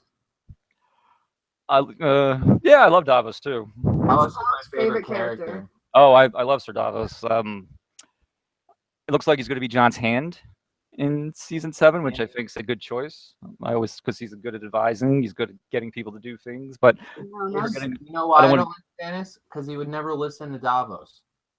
he did listen to Davos. He didn't bring Melisandre to Blackwater. Okay, But then And he look didn't what listen happened. to And look what Davos. happened. He didn't bring her to Blackwater because Davos said, "Don't bring her." And look what But happened. this is a discussion for another day. Yes. All right, Eric. Always a pleasure. Absolutely had a blast. See you guys later. Thanks for talking with me. Love you both. For sure. See you in the chat, man. Talk to you Bye. soon. Bye. You could eject me. I'm trying. You can't eject me. You can't eject the cooch. Oh no. It won't let you. It won't. I'm gonna kill me, right? No. No, all right. Of course, Eric being one of the lovely people we're going to be meeting up with in Philly in June. So look out with content featuring lovely and wonderfully nice Eric. Yep. The link to his HorrorHouse episode with Morgan is down below under Purpledon. Yeah, it is interesting with Tyrion and Davos going to be the hands to their respective royalty. It's going to be interesting. All right, we're gonna give Tom a call. Let's see if this works. Sometimes there's usually at least one person who unfortunately We always have problems. with cannot them. get in. We try. But let's hope that's not an issue. Have some Tom on Tom action. Yeah, that's weird. Tomception over here. Am I up after Tom? No, you're up after Corey. If Corey can call in, I know he had some issues last time, so we got to figure things out. But you're coming up, Joseph. We got you. I know he's been waiting for a while. Joseph got interested. Yeah, we appreciate your guys' patience. You didn't have to make it weird. Sorry. Yeah, weird. Me. Oh. Said Tom on Tom action. I didn't. I'm not trying to make it weird. By saying you're not making it weird, you're making I'm it making weird. it weirder. Yeah, that's great.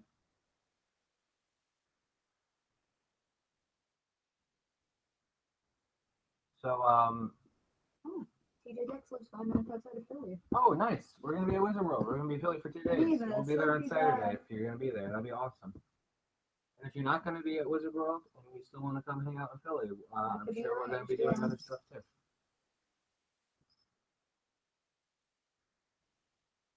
No invite? Okay, so if anyone has any tips on how Tom can find the Google Hangouts invite, it can be a bit of a pain the first time. Usually if you have Google Hangouts pulled up, it helps.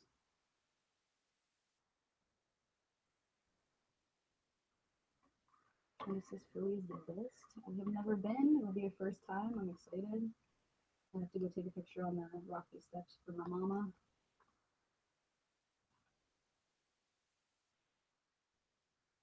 Randall, I'm so excited that you're going. I wasn't sure if you were going to make it, but we're really glad that you're going. We're excited to hang out with you in person. Just sitting here on hang. We're trying, Tom. I don't know what to tell you. You can also check your email account. Sometimes it will come up there. Again, if anyone has any tips, let Tom know. In the meantime, I think I'm going to try to... Oh, wait. Corey just said he would be right back. Oh, God, I'm so nervous. I don't know what to do. Maybe Tom-shaped panel. Tom-shaped panel. I'm making a new logo tonight. Send him another invite. I have sent him 2, so I don't want to spam him. We'll see what's up.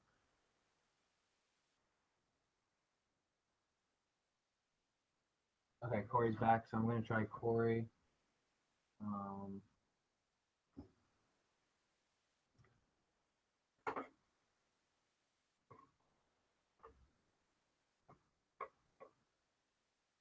Yeah, that is weird, Tom. Let me try you one more time, and then I'll try for you. Also, make sure you're signed in on the email you gave me. I know that was an issue in the past for some people. I'm sure you know what you're doing. Another invite sent.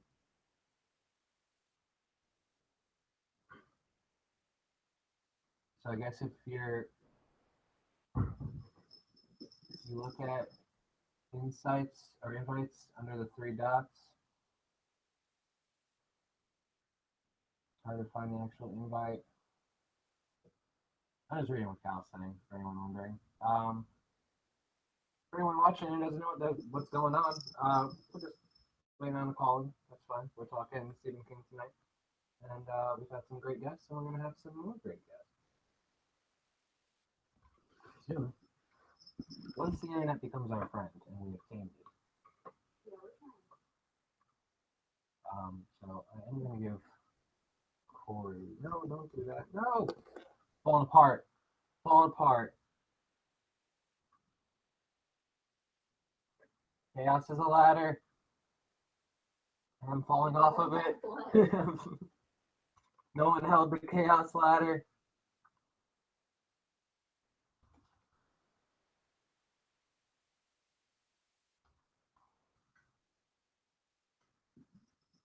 All right, Corey, I'm sending you an invite now. Matt's like, get it together, Tom. Thanks, Matt.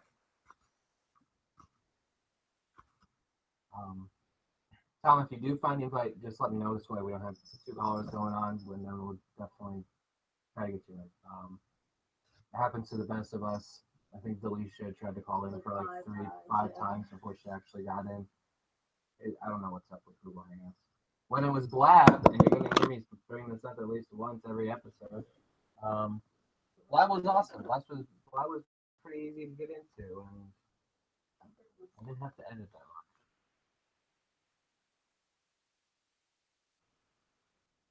TJ Dex is asking, what is everyone's least favorite Stephen King? Well, my chat box.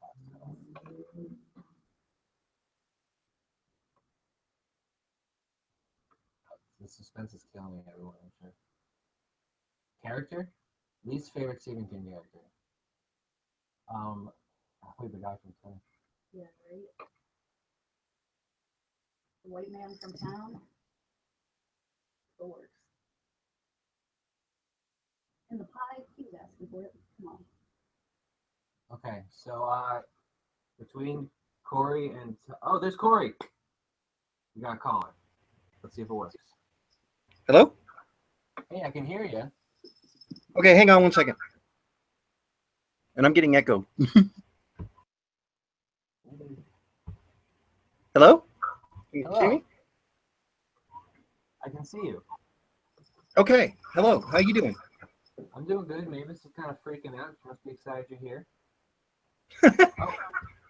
Okay, so Tom found his invite. So Tom, I'm just going to have you accept that once we wrap up with Corey. But I'm glad we got that sorted out. And I'm glad we got Corey snuck in here. I'm sneaking in here too. Oh, wow. You mind if I let you Yeah, couldn't get in last week. My computer was acting weird. Yeah, I'm sorry about that. It does happen to us sometimes. We do the best that we can, but we can't make the little hangouts work better, unfortunately. Oh, it's all good. It's all good. All right. Are you a Stephen King fan? Oh yeah. Awesome. Yeah. Let's get right into this. So Jack at JRS Pitboy 2008, he asked us, "What's the best Stephen King book?" I'm sorry. I know Billy's gonna be all offended by this, but I love it. I think it is the best Stephen King book, and I know, because you got on me earlier, going, there's a child orgy in that book. I'm like, if you knew what my first favorite book was, because it is my second favorite book. If you knew what my first favorite book was, you wouldn't mind so much. You'd understand. But I love it. I love it. I love the whole like loss of innocence thing that goes on in it, and the fact that you get to learn that whole town, because that's where Stephen King is the best. Yeah. Where he has a whole town, then he just crashes it at the end. Yeah. Well, yeah, I mean. Yeah, your camera looks really good in here. I haven't seen it yet. Oh, I hadn't seen it yeah, yet. This is the new camera that we got thanks to our patrons. So thank them. Our pet is going nuts. I do apologize for the bell. I don't know what the deal is, But yeah, my just because I know people will ask me, my first favorite book is Imagica by Clive Barker. One of Stephen King's finds, actually. He said a bunch of nice things about him. Oh, cool. Anyway, go on. So Morgan at the Purpledon _ asked, "What scene from a movie based on King's story had the biggest emotional impact on you?"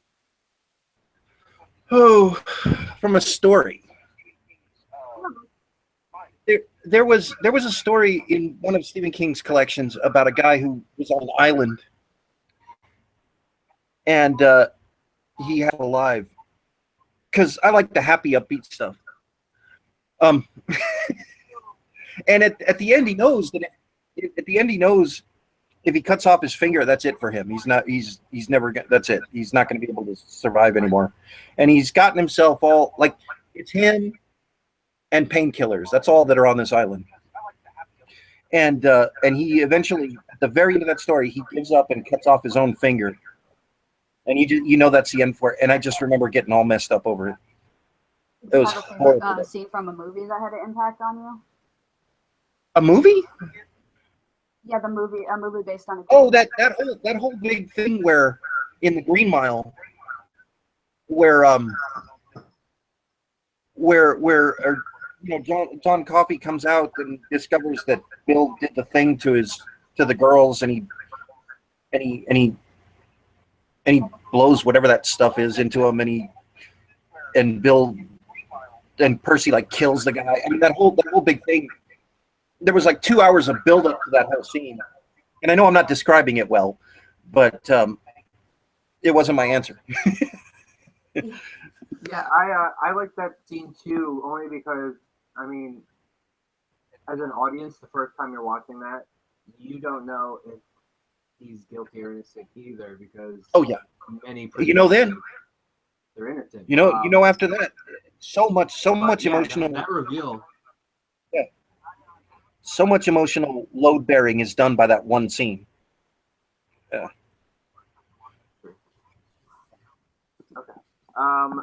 Our buddy Molly, one Jazzy Goose, asked us, what is the worst Stephen King adaptation? Okay. This has not come up, and I'm actually amazed that it has not come up. But I'm gonna have to go with the 1978, I think, version of like the miniseries version of Salem's Lot,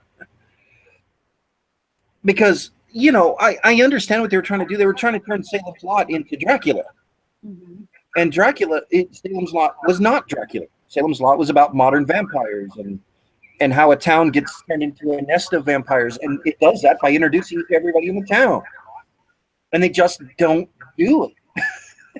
Yeah.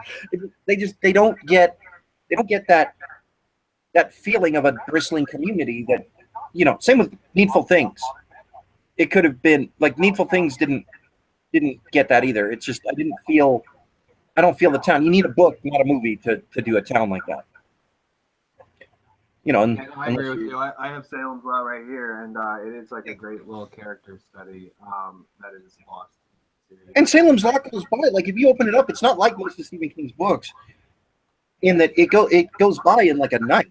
Oh, yeah. Like you open it up and it's like, okay, I'm done with that. It's a nice. Cujo's like it too. Cujo's incredibly tight. Yeah. Yeah. All right. Well, Nolan at Nolan Dean 27 asks, all right. So for someone who's never seen a Stephen King adaptation, what would you recommend to them to get them started? Well, I would ask them because again, people have been giving multiple answers for this question, and there's reasons for that. Because like if somebody was a horror fan, I would give them a totally different answer. But I'd break it down into one of two categories. If they like supernatural stuff, okay, not even scary supernatural stuff. If they get like supernatural stuff, I'd tell them to watch The Green Monk. I mean, it's the perfect script. It rolls along. There's nothing really missing. And if they do like the supernatural stuff, I would have them start with something like, well, Shawshank. So both prison movies. So, for some reason he writes prison well. I didn't know he went to prison. Yeah, he does write. I was thinking about that earlier because we were talking about that. He does talk like, and in his stories too, it comes up a lot in the From a View of Gate. It's like from the other side of that where it's actually like at a trooper's barracks, but like all the troopers are there. Oh yeah. Interesting. He definitely has some sort of relationship with like authority figures. Oh yeah. Well, in the '60s, he probably got thrown in jail for, owning an ounce of marijuana or something. It's just he's been in jail probably, but not prison. Yeah, I wouldn't put it past King. He seems like a firecracker. He's such a cool guy, man. Like, he was so down to earth. I respect the hell out of him. He cracked me up, man. Like, when I went to see him speak, he came out and to an uproarious applause and, like, stopped and, like, did one of these, and he walked up to the mic, and the first thing he said after, like, drinking this applause in, he just goes, "Holy shit." And I knew it was going to be a fun night. Like, I saw it. Yeah, he's a smart guy. I've read his books on writing and stuff. Yeah. Really good. Like Dance Macabre is one of the books that doesn't get mentioned very much because it's kind of out of date now. But it really, if you want to read about how horror like mixes in with like why we're really afraid of stuff, like that kind of stuff, he gets into that stuff really well. Yeah. Like he's very grounded in Lovecraft and Poe and all those guys. I mean, Stephen King, that dude is like painfully humble. Like people were asking him questions like, "How does it feel to be one of the best writers of all time?" And he was very like, "Listen, like, thank you, but I can't see myself that way. That sounds ridiculous when you say that to me." Like he was very. Like I'm one of the most consistent writers of all time. Yeah. Well, I mean, like think about like Hemingway. He was put on such a like high pedestal that he couldn't keep up with. That affected him. Yeah. You know what I mean? Like it affected his state of mind. And I think you have to be humble in order to like be successful and sane. Yeah. You know what I mean? Well, Corey, thank you so much for joining in on this. I know you just recently started a podcast. You want to let everyone know how to get in on that? Yes. I and my partner Matt Poole, we host the Tech Podcast. It's on SoundCloud. It's on iTunes now, which is freaking amazing to me. Yeah, that's cool. But you can find us on SoundCloud or iTunes under Alien Body Parts. That's our collective name. And we just had Ashley and Chewbacca Defense on, and those two were so funny. That's going to be our next episode that goes up. Nice. Yeah. And they were so funny. It went 2.5 hours. That episode. The Tech Podcast. What exactly is that about? Because I know you expressed interest Oh, in that coming out. I just don't know what. The show Robotech, which is now on Netflix, so nobody has an excuse not to watch it. No, I'll it's anime. Okay, Yeah. Well, and Robotech is a great show, and we talk about like an episode a week. But then we after we're done talking about it, we do like a debate thing, a la Screen Junkies. oh, that's cool. Well, Kimber's not that into anime, and anyone who's watched our anime episode knows two things. One, I look good in a schoolgirl's outfit, and two, Kimber doesn't like anime. But I'll definitely watch it, and I'll let you know. But just for the record, I'm not an anime fan either, but I'm a science fiction fan. And if you like space opera, which I know you do, because I've been trying to get this space opera episode going, Robotech is probably one of the best space operas ever written. Oh wow! So check it out. Just try to get through the anime bit, and you'll be fine. It's a really good story.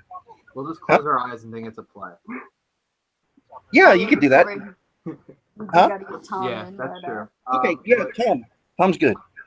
All right, Corey. Thanks so much. We'll see you soon. All right, love you guys, and go ahead and eject me if you want. Yeah, it makes me feel good. Like, yeah. We need the best of you ejecting people compilation. If anyone has time, editing software, that would be fun. So, Tom, if you still have that invite, go ahead and accept that, and we will have you as our next caller. I can also send you another one too if it's easier. I don't know. And then we will have Yusuf. Yusuf, sorry. Don't feel bad. It took me a million years to get Raul's name correct for some reason. I'm just bad at pronouncing things. Is Dylan still around?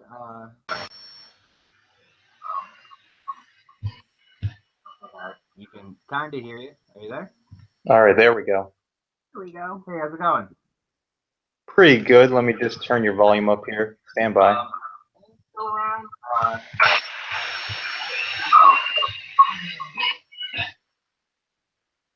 Okay.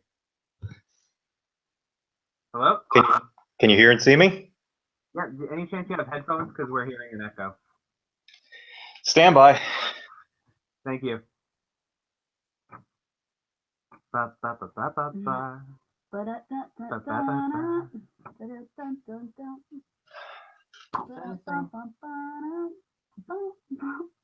You know what I'm saying? I don't know what you're It's saying. from Community. It's like the... My favorite song from that is just oh my god. I know Troy and Abed in the morning. Troy and Abed in the morning. Or yeah. Remember, we've had some suggestions for OSP After Dark. oh yeah, oh my god. Starring Sam.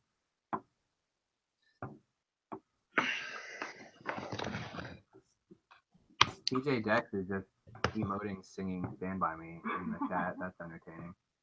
All right. We're working? Yeah, I can hear you great. Thank you. How's it going?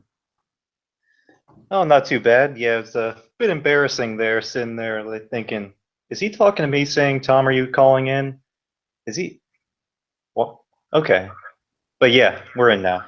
My name is also Tom, so for a second I thought I was talking to myself. But it's nice to meet you. Thank you so much for joining us. It's always nice to meet new people. And I think I'm pretty sure I recognize you from Twitter lately with the tough stuff going on as of late. Yeah, I pop on every once in a while. I mean, obviously the Screen Junkie stuff, so it's kind of evolved into the more odd shaped stuff. So moving towards the tough area. So that's 2 plugs in 1 sentence. That's pretty good. I'm gonna have to save this audio. All right, so we're gonna get right into it. By any chance, do you have a favorite Stephen King book, or one you would consider his best? Well, that's the awkward part of the question because I have not actually finished a Stephen King book. I'm like halfway through The Shining, so by default, it has to go Shining. So I mean, there could be worse contenders. yeah, I'm halfway through, and I'm really only bogged down by the fact that I saw the movie first.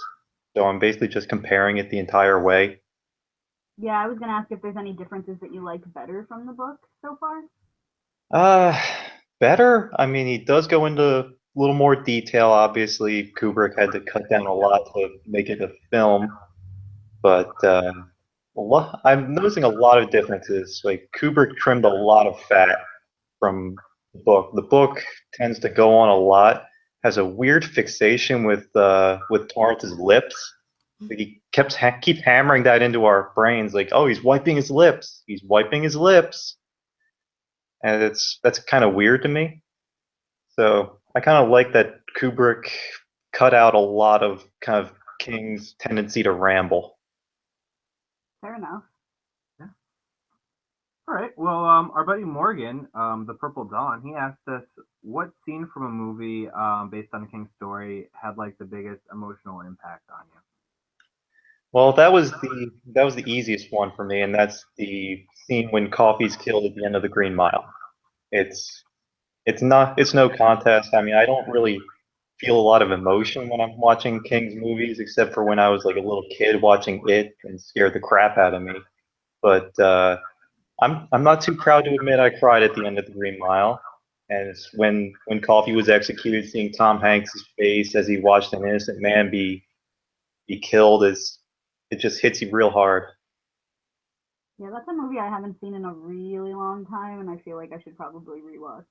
And it's everything about that scene. It's the lighting. It's the looks on the other prisoners' faces as like they realize it's happening at that exact moment. It is Hanks. The music is the guy's Night of Its Life, but yeah, that's definitely a great pick. Awesome. All right. Yeah, I'm sorry, what was that? Yeah, I just saw it for the first time like last year, and so it was pretty recent for me, and it was Yeah, I think it was one of Michael Clark Duncan's best roles, for sure. And R.I.P. Yeah. B.I.G. Other big guy. I'm going. Well, now that we've got rid of her, our friend Jazz asked us, what is the worst King movie adaptation? Well, that's an interesting question. I brought that up earlier on the chat. If it's asking the worst adaptation or the worst movie, because those could be two very different answers. If you go by worst adaptation, I'm kind of inclined to go with the man himself calling The Shining the worst adaptation. I mean, yes, it's not a direct page-to-page adaptation. I may not agree with Stephen King, but yes, that's what he said is the worst adaptation. I haven't seen too many bad, unless you count Pet Sematary 2, which I'm sorry to say I've actually seen. So I'm gonna have to go with King's answer. All right.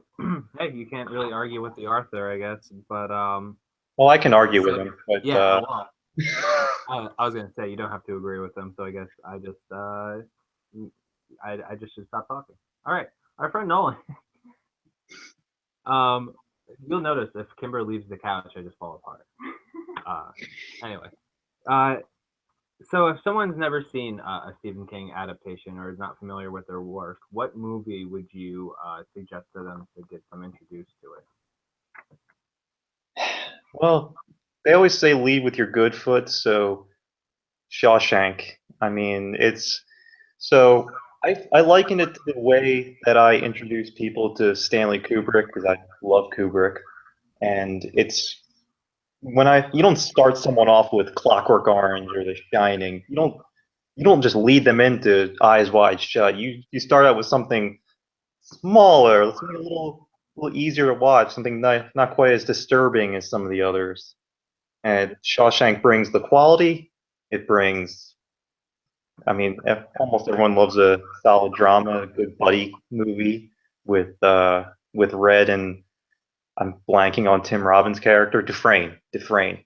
Got a good buddy action in there. It's just an excellent movie. It's a good way to draw them into the universe, and hopefully they don't get too disappointed that many King movies don't live up to it. Yeah, and having Morgan Freeman narrate doesn't hurt at all. That definitely helps. Because that man is just a storyteller, from penguins to prisoners, as they say. They being me. So I recently, Raul, our very own Raul, recently watched A Clockwork Orange for the first time. so sweet and like innocent. I told him not to watch it. Yeah, but, no, we've been on a campaign since we met him to not have him not watch it because we don't want him corrupted. But he said God. that he enjoyed it, but he will not be watching it again. I mean, I don't blame him. I love that movie and I've seen it many times. But then again, I'm a twisted individual, so that's not entirely surprising. I It's felt like my second favorite movie of all time. I felt like the parents from those like drug PSAs were, where did you get this? And he's like, I learned it from you. All right, Tom. Well, that's it for all the questions. Thank you so much for being patient and waiting to call in and calling in and joining us. We hope to talk to you soon. And, Yeah, no problem. Hopefully, I mean, I don't know how Jack's picking his people, but hopefully, you know, I'll tell him you're on here and he'll get to see, you know, what you're about. Well, you can hype it up as much as you want. I've been kind of eager to get into a fan fight for a while. If it's matched up with Garrett, that's all the better because I kind of have an odd story about that from Chicago Comic-Con. He got up to one of the fan fights at Chicago Comic-Con when I swear I had a better answer than him. So Well, it happens to the best of us, believe me. yep. But there's no ill will. I just want to see if I can beat him. Hey, yeah, and there's nothing wrong with a good rivalry. Is there anywhere? Do you have anything to plug by any chance, or? I don't have a whole lot to plug. I'm a professional engineer, so I don't have a whole lot of time. So I'm usually found on Twitter at RoadRaider3. Usually watching some of these podcasts or Screen Junkies things. That's mostly what I use my Twitter for these days. Eventually, I'll get back to YouTubing, and if you follow me on Twitter, I sometimes throw out movie reviews, or I'm gonna probably switch over to rants because my rants are way more entertaining than positive reviews. So if you want to see a madman rant, there might be some videos coming up about that soon. Well, I'm excited. Thank you again so much, Tom, and we'll talk to you soon. No problem, Tom. Later. See ya. I like the Tom on Tom. That was good. Tom shaped hand. Was it good for you? It is Yusuf's turn. Yes. He sent me his email. I haven't seen Candace in the chat in a while. I think Candace, she's in the shadows. if you're still here. What does Candace do in the shadows? Next vote. That's all I'm saying. Next vote. Oh no, I got it. You guys, my cell phone bill just got paid. Important news. Looking up. Corey says his mom showed him a Clockwork Orange. Interesting. Got it. The brainwashing is what terrified him. Society. Yeah, it's very weird that terrified me. Ashley and Joe are not here right now. This is the first episode they haven't been around, but they're going to They're the thing. Candace is here. She heard my next vote. Did Matt decide if he was calling in tonight? I think he said he might try if he can. Once he figures it out. And I haven't heard back from Dylan, so I'm assuming he's not here anymore. But if you are here, Dylan, let us know. Is TJ calling in tonight? TJ, I think this is TJ's first night he wants to call in. Okay. Or not wants to. He's wanted to before, I believe. So the people I have left on the list are Yusuf, who's calling now, Matt if he wants to call, Dylan if he pops up again, TJ. I don't know what's going on with Randall, but Randall if he wants me, Candace. Triumphant return of Candace. Joseph, I sent the invite, so that should be on its way. If you can't see it, let me know. First timer, sometimes it takes a minute. But I can sing some elevator music while we wait. We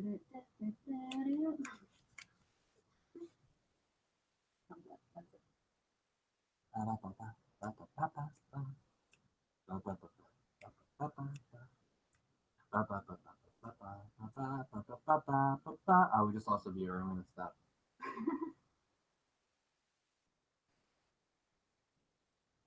That's what she said. My boss thinks he's Michael Scott, so I hear that often. That's what I said.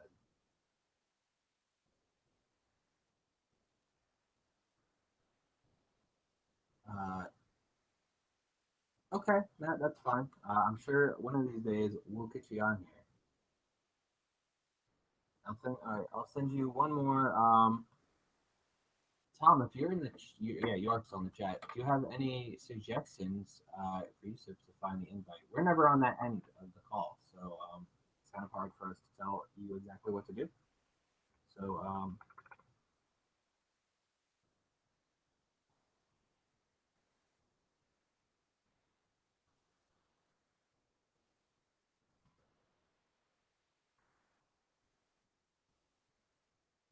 Candace says we should do an Office episode.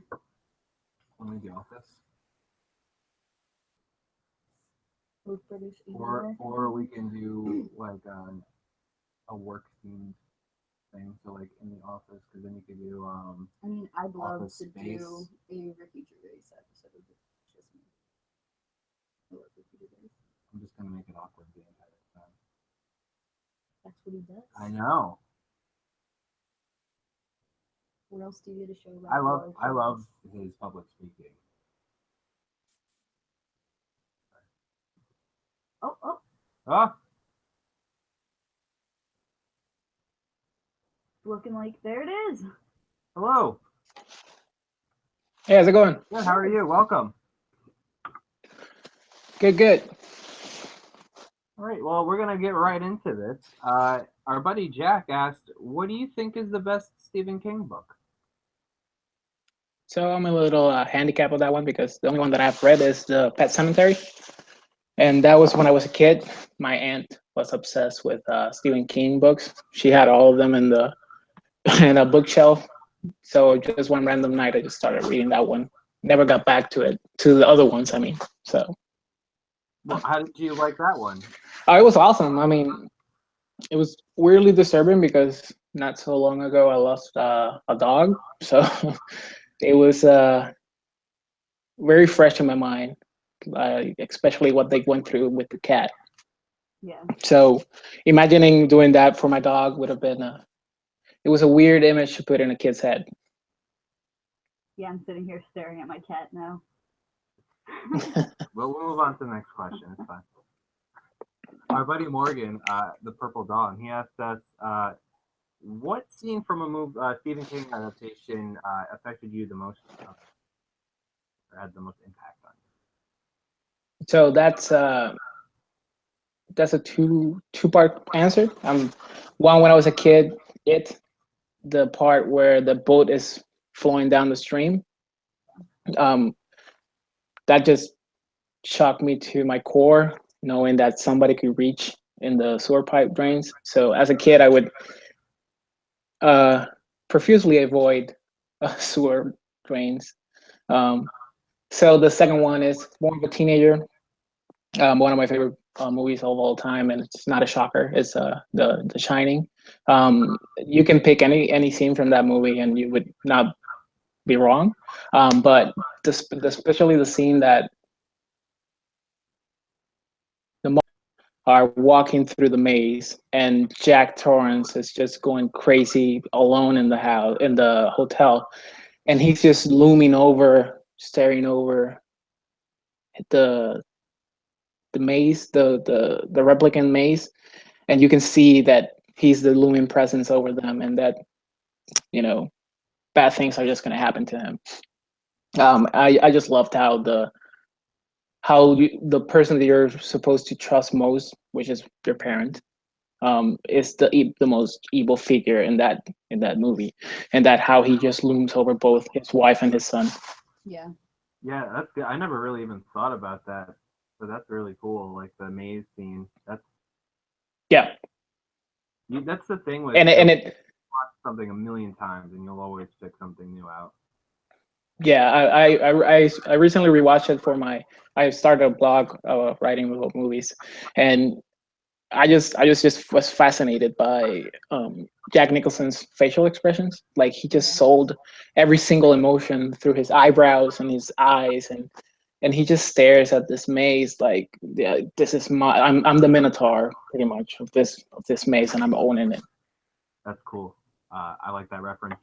It's funny what you said about sewer grates because as a kid I refused to walk on manholes because I thought like I would be disrespecting the Ninja Turtles. That's funny. So yeah, it annoyed my parents. But yeah. All right, Jazzy Goose from Molly. She asks, "What do you think is the worst Stephen King adaptation?"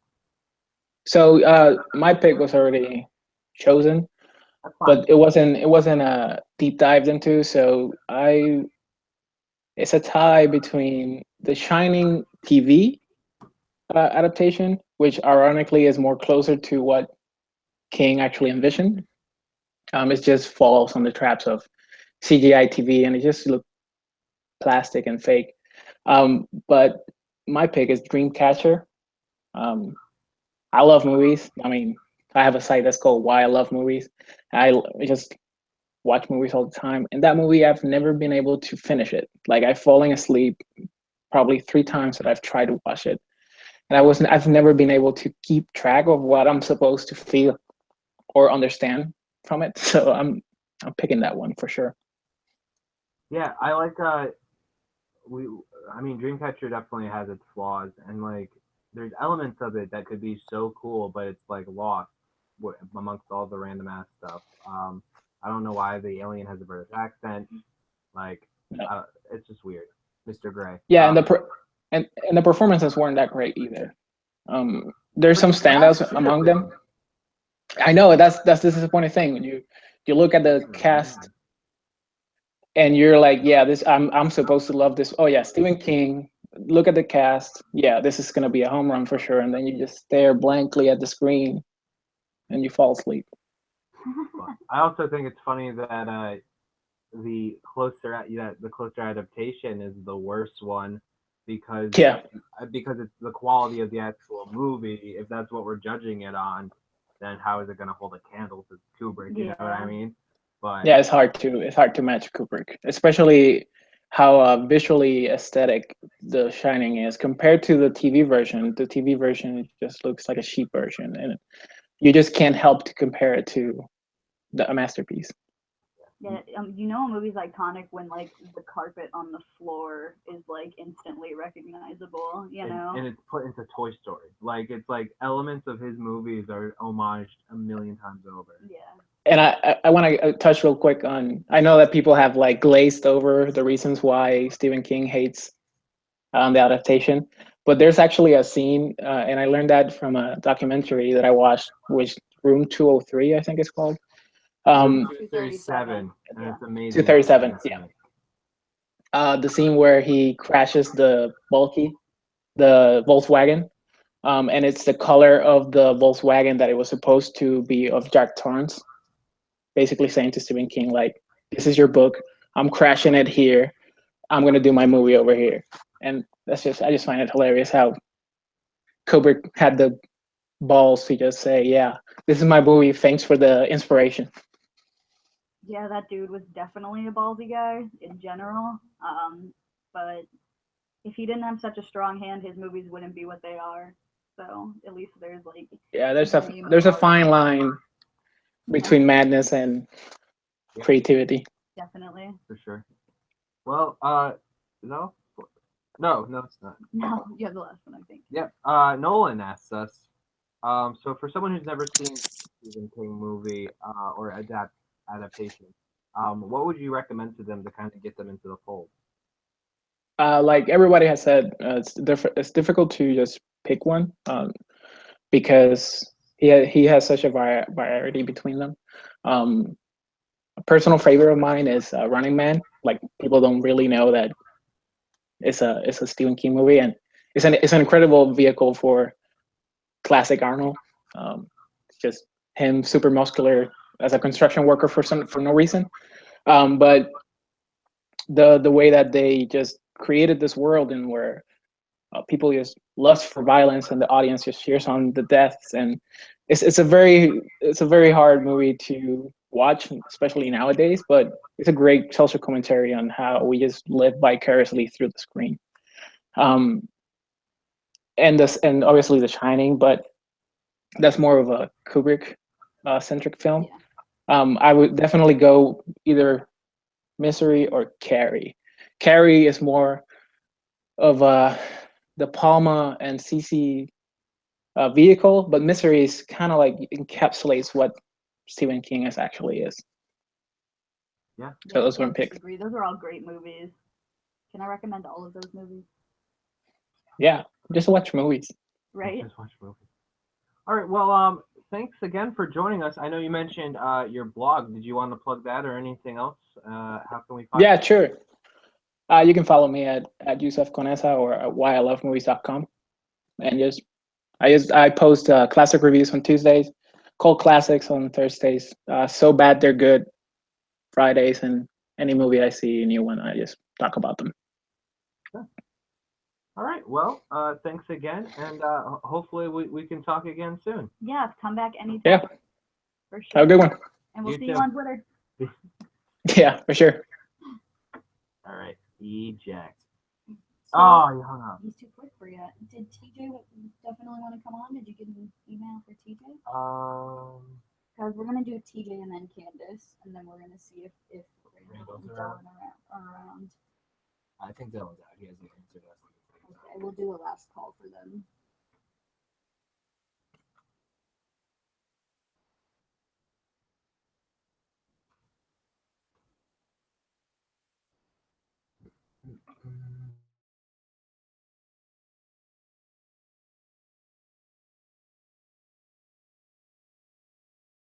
Down. I'm pretty sure he wants to call. Yeah, I think he said he was staying up for call in. I use an actual name, not a combination of two other. All right, DJ, invite, coming at you. Watch out. It's nice to have some new people on Of here. course, it's cool. I Stephen think King is I bringing think people 3 together. new callers and amazing return callers who I'm super excited to talk to. Yeah, we haven't seen Candace in forever, and Candace is great. I think you mean my bae. Oh, she's my babe. No, I'm talking about Jason. Not the Candace is in love with. Candace has been Candace is. babe forever. Since day Can we one. stop saying bae? It's getting weird.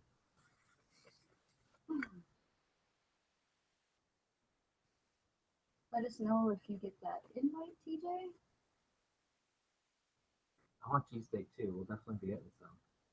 Yeah, Ashley and Joe are at No. a movie right now, so unfortunately, if they show up, it's gonna be very late for them. We might just like message them and be like, "We're waiting for you." 2 o'clock in the morning, just sitting by the phone.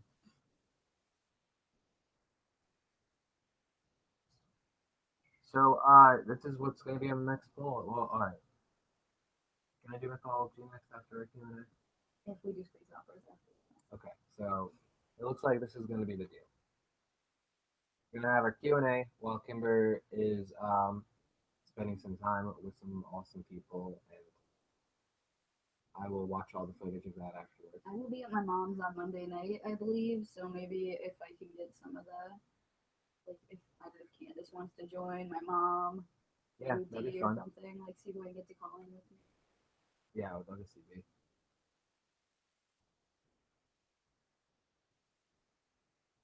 Yeah, I don't know what's up with the No, Apple Tom lately. isn't coming. I'm just going down for Tara's wedding and visiting all you guys.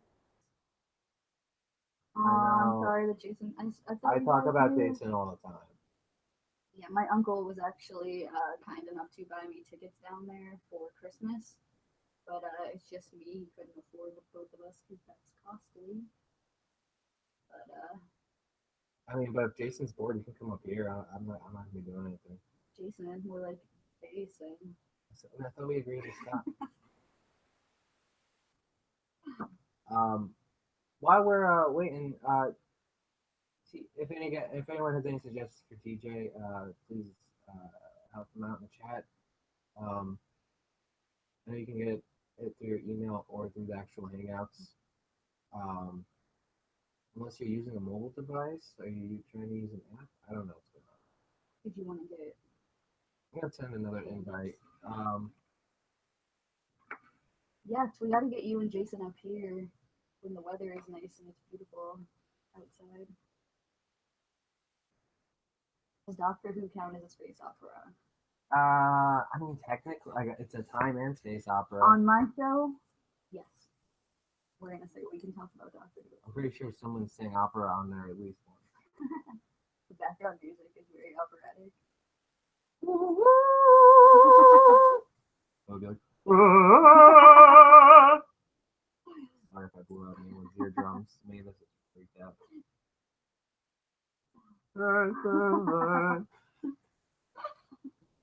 I can't. Don't do this.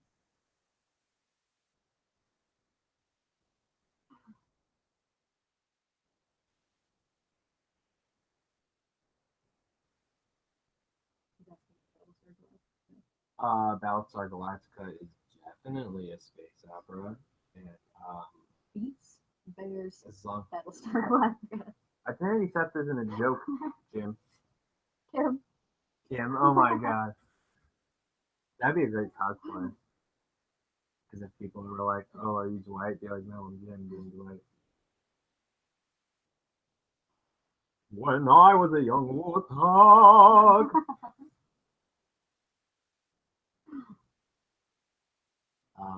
I mean, I like the SG. The ending was kind of bullshit though. I had a cat named Guy Spaltar at one point. He was an idiot. Who was an idiot? Yeah, he just like ran off. What was I supposed to do? Alright.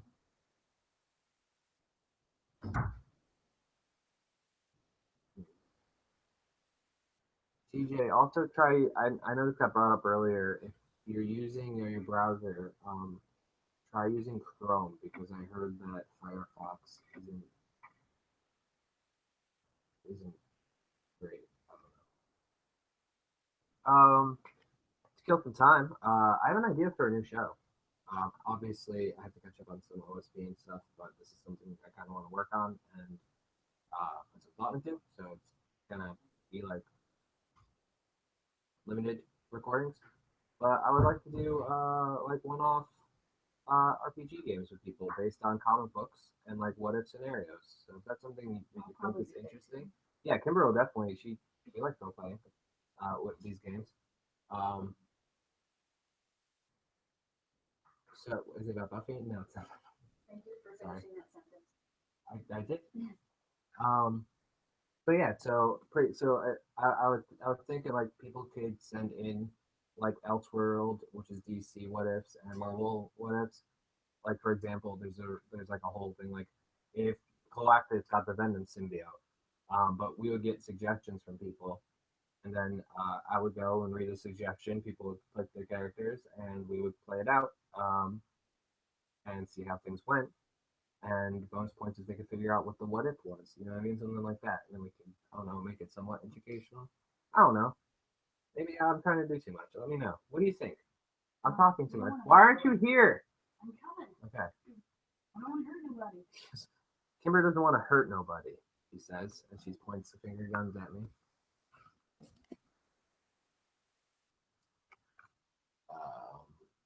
I was kind of waiting to tell Joe this news, but he didn't show up.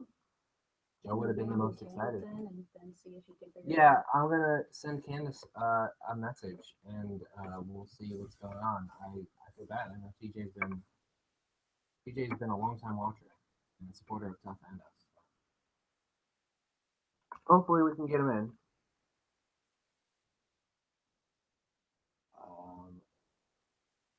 Why are they damning me? What did I do? Yeah, I'm sneaky. Slytherin house. What?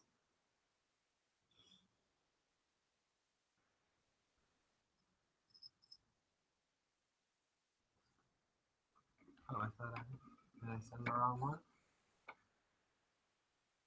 Some other random. No, it's her picture. And her name.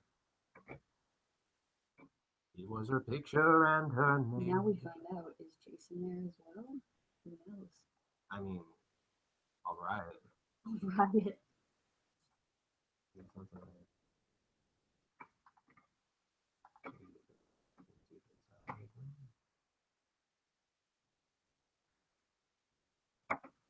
Yeah. Oh, there she is. She's the sneaky one. Hi! Hey, how are you? I'm good. Jason went to the store. Oh no. Hi! Oh, there she is. She's the sneaky one. Oh my gosh. Hey, how are you? Hold on. She's oh no. I have to close the other window. She's the sneaky one. We're in an infinite loop. Oh my gosh. There we go.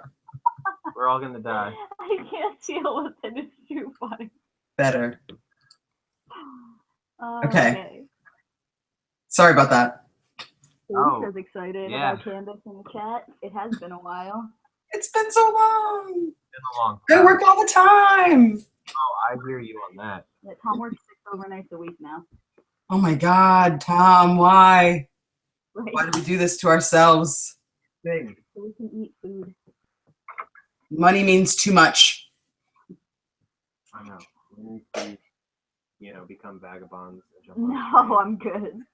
Why? I It's so like- much simpler. I like to keep Mavis well fed. We'll get the backpack, but we need money to get the backpack. So funny story about how obsessed with Mavis I am. There was a tornado warning in town here, which I would imagine pretty rare. So Tom comes rushing, because I live right down the street from the shop that I work at. He comes rushing down to the shop and he walks in and he's like, "There's a tornado warning." And I'm like, "Then why did you leave Mavis?" She's not going to know to get in the bathtub by herself. She's not. She's so defenseless. I'm like, do you know what I would have done if Mavis was injured? I can't deal with that. Dude, seriously. I get really crazy about Momo. Like, in the middle of the night, if I hear, like, a weird sound or something, I get up and I have to find her. And if I can't find her, I, like, freak out because I'm half asleep. Then I have to wake Jason up and I'm like, we have to find the cat. So we have to go on this, like, cat expedition, looking under the bed. Flashlights are out. And she's, like, always somewhere really obvious because she's black, so, like, you can't really see her. She blends into stuff. So she's, like, always, like, sitting, like, right next to my bed on a towel or something, like, looking at me like I'm some asshole. Every time. Mavis is, I'm more likely to wake up because Mavis is trying to, like, sleep on my body and face when I'm sleeping. But, all right. We are talking about Stephen King tonight. Are you a fan? Yeah, I'm actually more of a fan by proxy, oddly enough. My mom is a huge Stephen King fan. She's the one who turned me on to him. She's actually being fancy in Europe right now. Like, I can't even, very fancy. Or else she would be on the show. I told her that you were having an episode and she was like, curses, But yeah, I do like Stephen King. I've read more of his books, I think, than maybe I should have. I don't know if that's a rude thing to say. He does tend to ramble, but I feel like he weaves a pretty good story. Yeah, Candace would be all over a Chuck Palahniuk episode with me. Haunted alone, I have so many things to say. So many. Chuck is the best movie. Choke is the worst movie. Kimber and I saw that movie together in the movie theater, and it was very disappointing. It has no soundtrack. It's so bizarre. But so JRS Pitboy, good old Jack at the TUFF Channel, asked us, "What is the best Stephen King book?" I feel like this might not be a popular answer, but I'm gonna go with the first one, Carrie. It was the first one that I ever read, and it's the one that I think stuck with me the most. I think it's one of the best examples of like plot pacing. He gives you just enough line to hang yourself. That whole book, you know what I mean? Like, every chapter is like more brutal than the next, and like the way that he separates the voices of the characters is like super masterful, in my opinion. Like, there's, you're not really sure which parts are real or which parts are just in her head. Like, it's just this mind game of a novel, and it's so short. It's not even really that long of a book. Like, you see The Stand or The Talisman, and it's like, like, I've been trying to read The Talisman for like 15 years. I always get to the same part and then I give up, and then I have to go back. It's crazy. But that one, I mean, Carrie is just super great. Now I must ask, were you a teenage girl when you read Carrie? Absolutely, I was. Yeah. Isn't it the best time to read that book? It really is, man. It makes you think. And like I remember I was on a summer vacation when I read it. I went to Washington, D.C. and Maryland with my family to see my Uncle Ron. My Uncle Ron is responsible for most of the books in my crazy ass collection behind me. And he's actually the one, other than my mom, who like really got me into books when I was a kid. Like even today, every year for Christmas, he sends me just epic books that I would never ever consider to buy for myself. And he actually gave the books to my mom. He gave her Carrie and The Dark Tower. Nice. And the Gunslinger, the very first one. And like my mom really loves the Dark Tower series. Like that's her like #1 jam. Like she like it can't get any better than that for her. Excited about this Idris Elba. Oh. So I sent her pictures, like the early pictures of it, and she just like sent me back like skull emojis. Like I was like, really? She's like, oh my god, so sexy. Such sexy men in this movie. I'm like, all right. I got her the comics and all that, so she's like really, really excited about it. She's rereading all of them. Yeah. Is Man in Black, right? Yeah. Yeah. She is just very excited about that. But I had the choice to read that first or Carrie, and like my mom recommended The Gunslinger to me first, but like I read a couple of pages and I was like, this is really good, but I feel like I don't know, I feel like this I could read anytime. Carrie, at least there's a movie I can watch after. Like I wasn't allowed to watch rated R movies unless I read the book first. So I was like, all right, do some work here. It was amazing. Oh God. You froze for a minute. So did you guys on my end. Sorry. Am I back? You're back. Oh, Yeah, so yeah. I think I was 13 or 14 when I read it. Yeah, I think that's the perfect age. Carrie was also my choice for very similar reasons. Yeah. I read it about the same age also, and I'm sure it meant a lot more to girls. But as like a thing of like when you're going through like changes, it definitely speaks to you at that age too. Yeah, I could have easily for the question that I'm about to ask with the scene that had the biggest emotional impact for you, like the shower scene in Carrie definitely came to mind. Like, yeah, there's no real way to like explain to someone like who is a man and has never experienced that the fear and shame that at that time in my life that I would have had if I were in that situation that she was in. Absolutely. It was fucking horrifying, and she didn't even know it was coming because her like very religious mother like did not explain things to her. So like I can't even imagine like to have that happen to you. That would be the scariest thing ever. Not only that, like she didn't even. I don't think she knew it existed. No, I don't think she was like, familiar with any of that at all. Like, and then for her mom to like shame her and make her feel like that would only happen to her because she was like wicked in some way. Like her mom is so awful and terrifying. Like she is, man. I feel like, I mean, I can talk more about this, I guess, in a minute. But like, I feel like the movie with Sissy Spacek, like, I felt like they really just scratched the surface of a lot of the abuse. And I feel like, you know, in order to, I haven't seen the newest one with Chloe Grace Moretz. I kind of feel like there's no point. Yeah, that sounds like. But yeah, but I feel like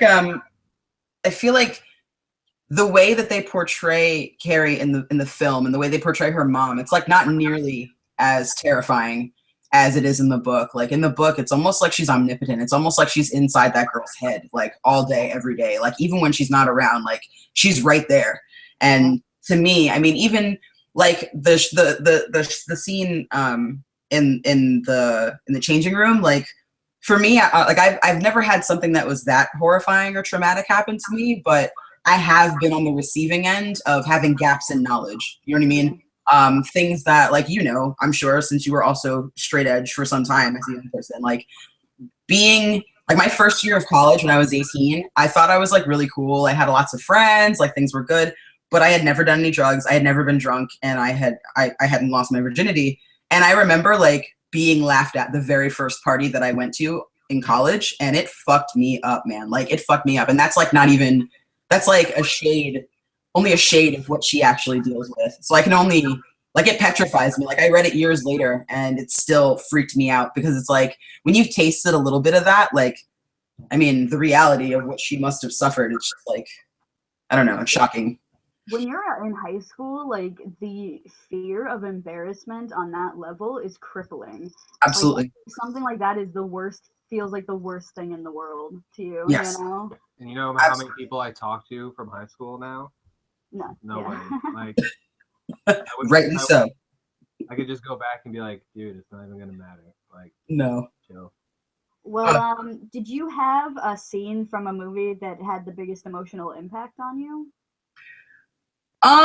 So I don't know that I am answering this question the way that I'm supposed to be answering it. Like a lot of people have said really like deep things so far, and they've said things that have like really touched them and have elicited some positive or sad response. But the two examples that I have elicited disgust. Like I don't know if anyone else has gone with disgust this evening. No, I don't think so. No, but Inside Out makes that one of the most important There you feelings, so it's canon. So the first one, because obviously like we're talking about something beyond fear. Because like I feel like to talk about fear in a Stephen King OSP episode is a little silly and redundant. So it's not that I'm afraid of it. It's more that it horrified me and sickened me to a degree that like really words just can't describe. So the first one is They're Creeping Up on You, which is a segment of CREEPSHOW. And it's the one about the man who lives in the hermetically sealed apartment. And then one day there's a rolling blackout and he experiences like a roach revolution all over his body. And the first time I saw that movie, I actually saw it by accident. My parents were watching it and I woke up in the middle of the night and I came downstairs and I happened upon that at like age 8 or 9. And I just could not get over it, dude. I could not get over it. And to this day, I couldn't get over it. Like tonight I was thinking about these questions and I was like, what should I pick? And I started thinking about like just emotional moments in Stephen King movies. And like when that one came up, I was physically repulsed all over again. Like I can't even think about it. It's just so horrifying. And I feel similarly about the fair scene in Stand By Me. I can't do throw up. Yeah. Like whether I'm in love with, I mean, one of the greatest fears for me when I think about trying to parent a child is the throw up, because I feel like it's just throw up and shit like all the time. So like that scene has haunted me for like 30 years, man. That scene is just so rough and everybody's throwing up on everyone and it doesn't stop and there's sound.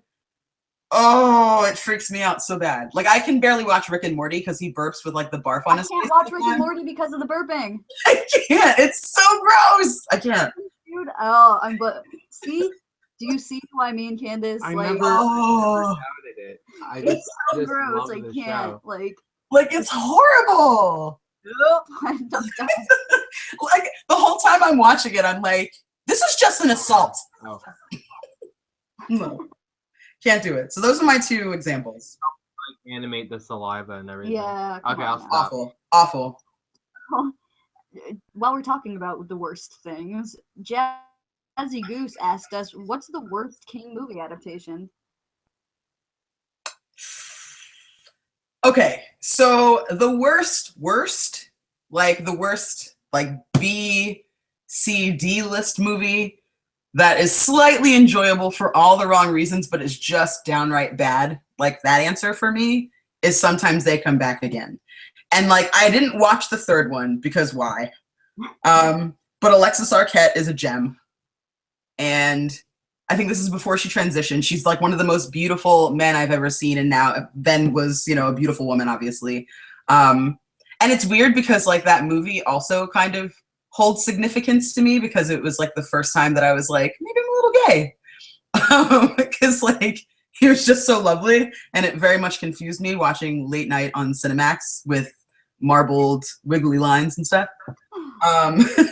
But I think for me, like, the most disappointing Stephen King movie was Carrie. Like, it was Carrie.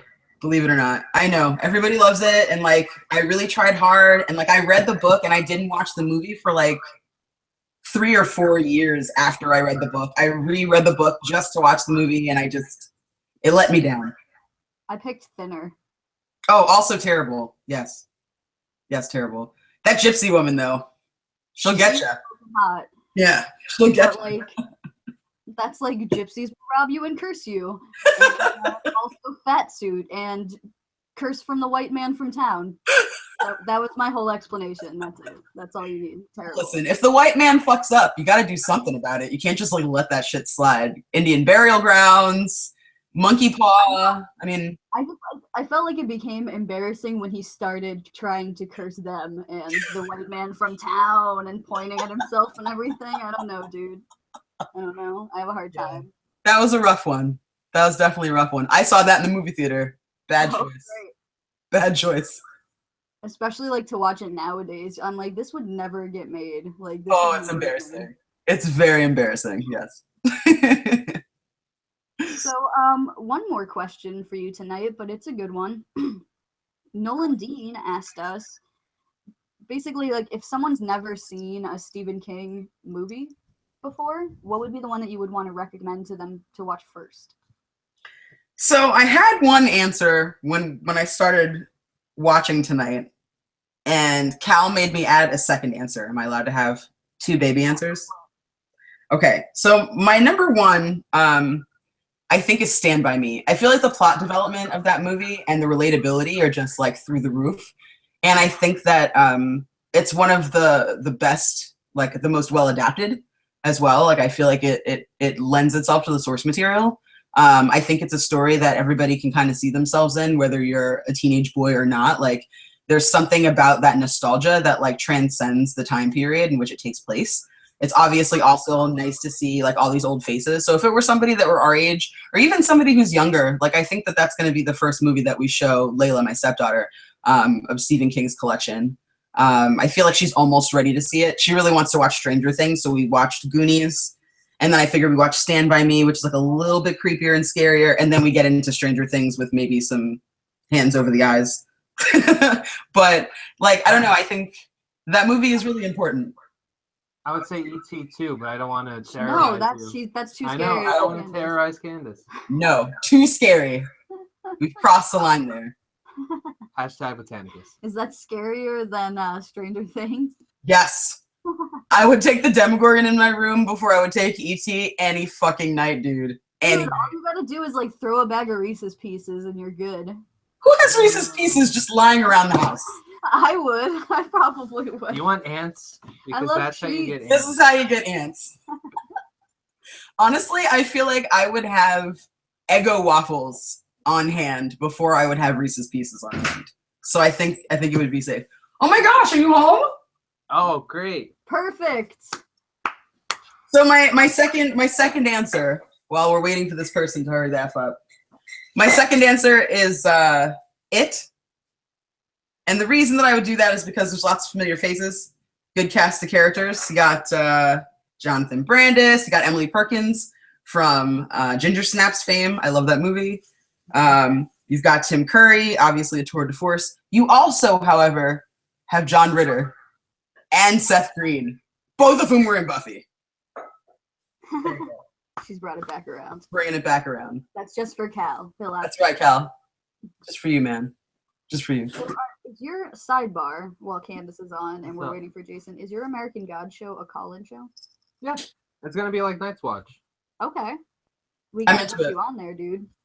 Dude, like, so I've seen the trailers. I'm only about halfway through, and I am laboring on. It sucks because I just started watching Preacher, so I'm also trying to like read Preacher at the same time. So I'm like Good. at the same time, but it's awesome. Like I told my mom about it, and I bought a paperback, like the really thick, ridiculous one, and I gave her that because she's traveling. She went to Europe or whatever. She's over there right now. So I gave her that one to read, and then I bought myself a hardcover version because I love it, and I was like, why not?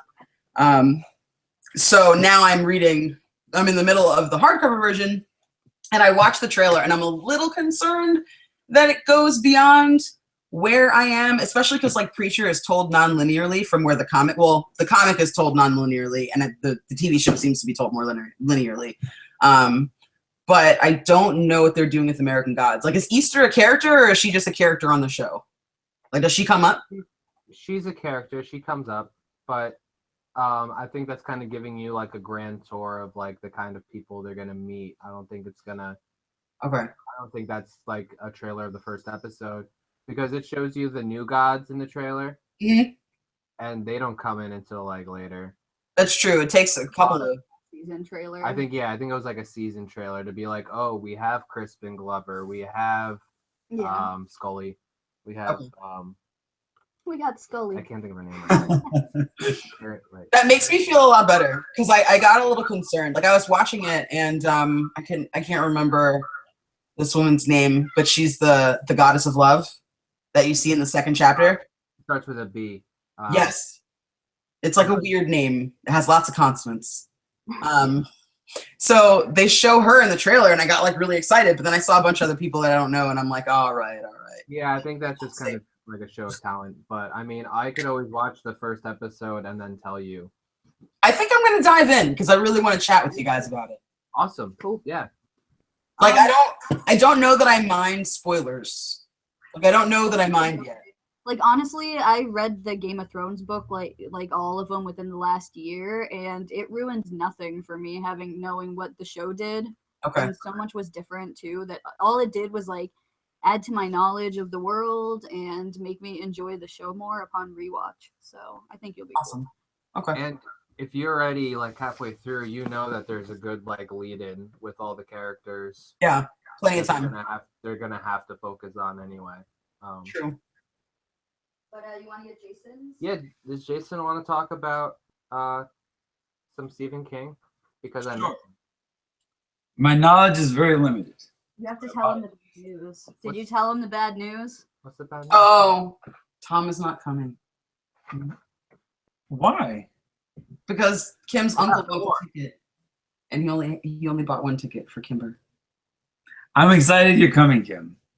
I know. I'll see you guys so soon. But I'm really sad Tom's not going to be here. That's a no on Jason visiting me while you're down there. All right. Listen, look. I can grab Momo, and Momo and I will be right up there just a second as soon as Kim gets down here. We can come right. A little friend. Guys and cats on vacation in New York. Guys and cats. Have you read any Stephen King books? No. That's okay. That's fine. Okay. Favorite Stephen King book? Road to Perdition. That's not one. Oh wow. No. Favorite Stephen King book? Any of the R.L. Stone? No, I'm just joking. I'm sorry. Fear Street. Fear Street is your favorite? Fear Street. Yes, there it is. Goosebumps. Like a very knowledgeable answer. Thank you. That's a good one. It's a keeper. Do you have a scene from a Stephen King based like movie that has touched you on a personal level? Yeah. Listen, I don't want to one scene specifically, no, but like I loved Green Mile. Like I love Green Mile. Man, it's like asking, is there one? This is bad. No. Is there one like Steven Universe scene that really touched you? Like, no, there's so many. So like in the Green Mile, that movie gave me the honey glow. Well, not honey glows, but definitely it's tender. Yeah, it touched, it's tender heart bear. Touched all my stuff. You should definitely read the book. Yeah. From Steve to Steven Universe, we've gone full circle. I'm impressed with the Buffy poll. I'm not gonna lie. Thank you. You should be on Fan Friction. Jack's looking for fighters. You should tweet at him. Absolutely. Yes, Seriously, I will do that right now. Hold, please. No, you do it when we get off. This is your time. No, I've already done my time. All right. She did her time. That's right. But yeah, Sorry to interrupt, Candace. He just wants you to send him like a tweet or two about why you think you would be good to fight on the show. Okay. OSP fan favorite. Or his best friend. Already have the fan base. Thanks. All right. Well, do you have a vote for like worst Stephen King movie? I did see not to completion, but was it what was the miniseries they did on TV that they had the original one up? The original one was really good. The Shining. The Shining. I did see the TV version of The Shining, and that was pretty bad. That was pretty painful. I saw the guy like so like in full disclosure, I think I saw it when it originally came out, and I saw it and I was like, that's the guy from Wings. I love Wings. I don't know why I love Wings so much, but it brought me in and it immediately spit me out because it was terrible and I hated it. And I'm sorry if anybody liked it. I'm not trying to. You're actually not the first person to say that tonight. It's been pretty much only Stephen King likes it. Only Stephen King likes it. But that's fine. Well, I guess that's what you do when you have money like that. You make a movie that only you like, and if nobody else likes it, you're like, I don't fucking care because I spent my money on this. That's how Ed Wood rolled. Well, ironically, This is what I'm saying. No, because everyone liked his movie. That's not. But he did it because it was. He's just made it for himself. It just so happens. Yeah. I think what really sucked the most though is that like when I watched the Shining movie, I had read the book, like the Shining miniseries. Like when I watched the movie, I had read the book. Then I read the book. Then I watched the miniseries. And while I recognize the miniseries is dead on, and I understand like exactly why he needed it to be made, that first one is just so damn good. Yeah. Yeah, dude, you can't. It's so good. You can't. And even if it's like, even if it gets out of his like creative hands and it's becomes something else that other people like and love, just be happy that like you birthed something that like turned into. He wasn't happy. He hates it. Yeah, outspoken. Can't please everybody. No. He's like. I mean, Alan Moore hates Watchmen, so you know you can't win them all. Didn't Roald Dahl hate the original Charlie Chocolate? Charlie Chocolate in the Factory. Charlie Chocolate in the Factory. Great movie. Please said Charlie Darko. That would have been a totally different. Sounds like a male burlesque dancer's name. Welcome to the stage, Charlie Chocolate. All my money would be on the stage. I'm excited for you to get to the second book. I think you're really gonna like A Nasty Boys. It's already in my wish list. It like as much like because it concentrates. This book concentrates more on like Mr. Nancy? Eastern. Well, you know, he's a main character in the book. He's around. It concentrates on so many of like Mr. Nancy is the only example of African folklore that's like kind of explored, and this pretty much explores like all of that, which is really interesting. Is there a crossover with Good Omens? No. No, but Good Omens is same. amazing. I love Good Omens. But so it's not like the same universe or anything? No, I mean... Good Omens is like a satire about the apocalypse. But at the same time, the Christian faith isn't really represented in American Gods, so what's going on with angels and demons could be going on at the same time. Okay. They just don't... The stories don't cross over. Okay. I think you'd really like it, though. It's fun. It's like apocalypse and bikers and all kind of crazy shit. And Neil Gaiman just put out his like take on the Norse mythology, which I am hoping to get for a birthday. I saw that. I was kind of concerned about the title though. I feel like it's going to like going to Walmart and getting like the box of cereal that just says cereal on it. Like Norse mythology. I'm like, really? Of all the titles you could give, it just says Norse mythology on the cover. It's it. He saved all the good stuff for the inside of the book. Okay, fair argument. That's what I'm hoping for. Fair point. Let me get this last question from Jason. We didn't do that one, right? Yeah, Nolan Dean at Nolan Dean 27 asked us basically what movie would you recommend to a first timer who had never seen a Stephen King film before? Don't look at me. I can't help you. No, I don't need your help. Okay, thank you. Misery. I think Misery is a good place to start. I kind of feel like that's, you know what? It's like you just drop them right into it, and if they can't hang, if they can't get down, like here's some what's a soft, lovey, touchy movie that Stephen King. Misery. There you go. That's not soft and touchy and loving. No. I'm saying if people don't like Misery, they can go to that other Stand By Me. Yes. stand up. Well, that's not really soft and touchy anymore. Yes, it is. It's very emotional. But isn't there like some? That boy has a leech on his penis. That is like it doesn't get much more personal than that. All right. Well, that is very personal. So if people don't like ankles, they find a dead body together. I mean, that seems quite serious.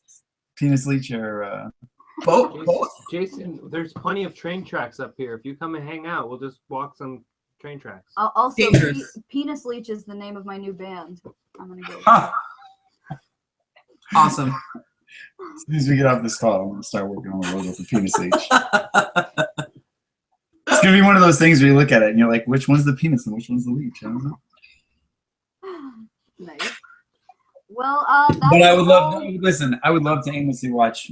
I would love to aimlessly walk railroad tracks with Tom while you're down here partying it up in Miami. It's beautiful. Mm-hmm. Can we put on the Dawson's Creek soundtrack while it happens? Maybe videotape in slow-mo a little bit? Beautiful. Love it. I don't really. Tom doesn't want to wait. Solid gold. It will be once I have a slice of fried.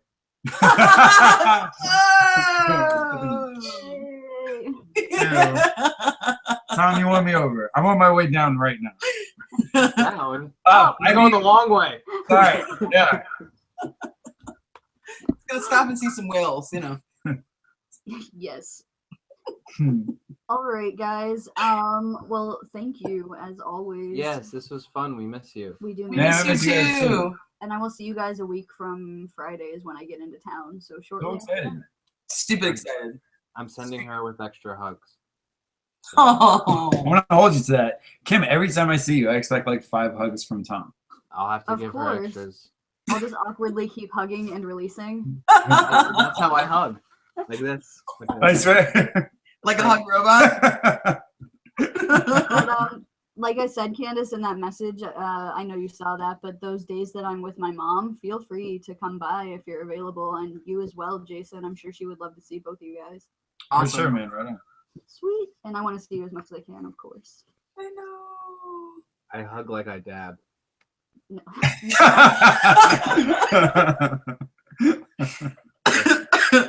I double dab. That's the T-Rex. No, because you gotta like. I'm gonna make you into one of those Jurassic Park pinups. Oh, send that to me. It's gonna be the Jeff Goldblum. Dude, when you get off this call, you're gonna go on Facebook and you're gonna see that I saw your post there. Oh, yeah, I did. And I wrote, OMG, Dr. Malcolm. That's the one we liked too. I want his hat, but other than that. He's like effortlessly sexy, you know? Just lounging. It's like he's got you hooked in. Yeah. I don't know how there isn't a movie where Jeff Goldblum and Jermaine Clement aren't like cousins or something. Oh my god, that's the best idea. His dad, because now Jeff Goldblum's all like Silver Fox and everything. Can we make it happen, please? Can I like it. Have you seen Moana? No, I'm dying to see Moana. Oh my god. Maybe that's what we'll do when you're here. Yes. Oh no, you can't see it without Tom. No, it's fine. She's seen Guardians. I'm going to Guardians of the Galaxy with my parents because it happens to come out the weekend that I'm there, and Which this is why one's you can't like salty. Dude, I'm still gonna see it. just little rockets faces. Just expect me to like Google Hangouts you like right afterwards and talk to you for 3 hours while you're trying to hang out with your friends. Oh hey, have you seen Guardians of the Galaxy yet? No? Let me tell you about all 5 of the after the post-credit scenes. Number 1. Not the racist. Don't ruin it, Tom. Petty. Horrible. But I will see you guys soon, and we love you guys. Have a good night. Love you Love you too. Bye. Jack, tweet at Jack. We'll do right now. Nice. Night. All right. Bye, Bye. Venus. I like that, Tom. Petty. That was really good. Jason's cute. Jason is cute. We love Jason. So I think TJ gave up for the night. Yeah, he had a crash. I haven't seen Randall in a while. So that's everybody. Yeah, I think we got everybody. That was a show, guys. Thank you so much for hanging out and talking about one of our favorite and we think most influential people in the biz. The king of horror, if The you will. king of horror, yes. So yeah, that's it. I'm Tom Venice. You can tweet at the channel at OddShape Panel. Right? Yeah, that's it. Yes. And I am Kimber Barrett. You can tweet me at Kimberbatch_OSP. And in 2 weeks, I'll be doing a Q&A by myself. So please join me. Maybe if somebody's interested, I'll do an extra co-host or something like that for that. Other than that, keep an eye out for some of the content coming out. We have Edgar Wright Part 2 should be out on TUFF this week.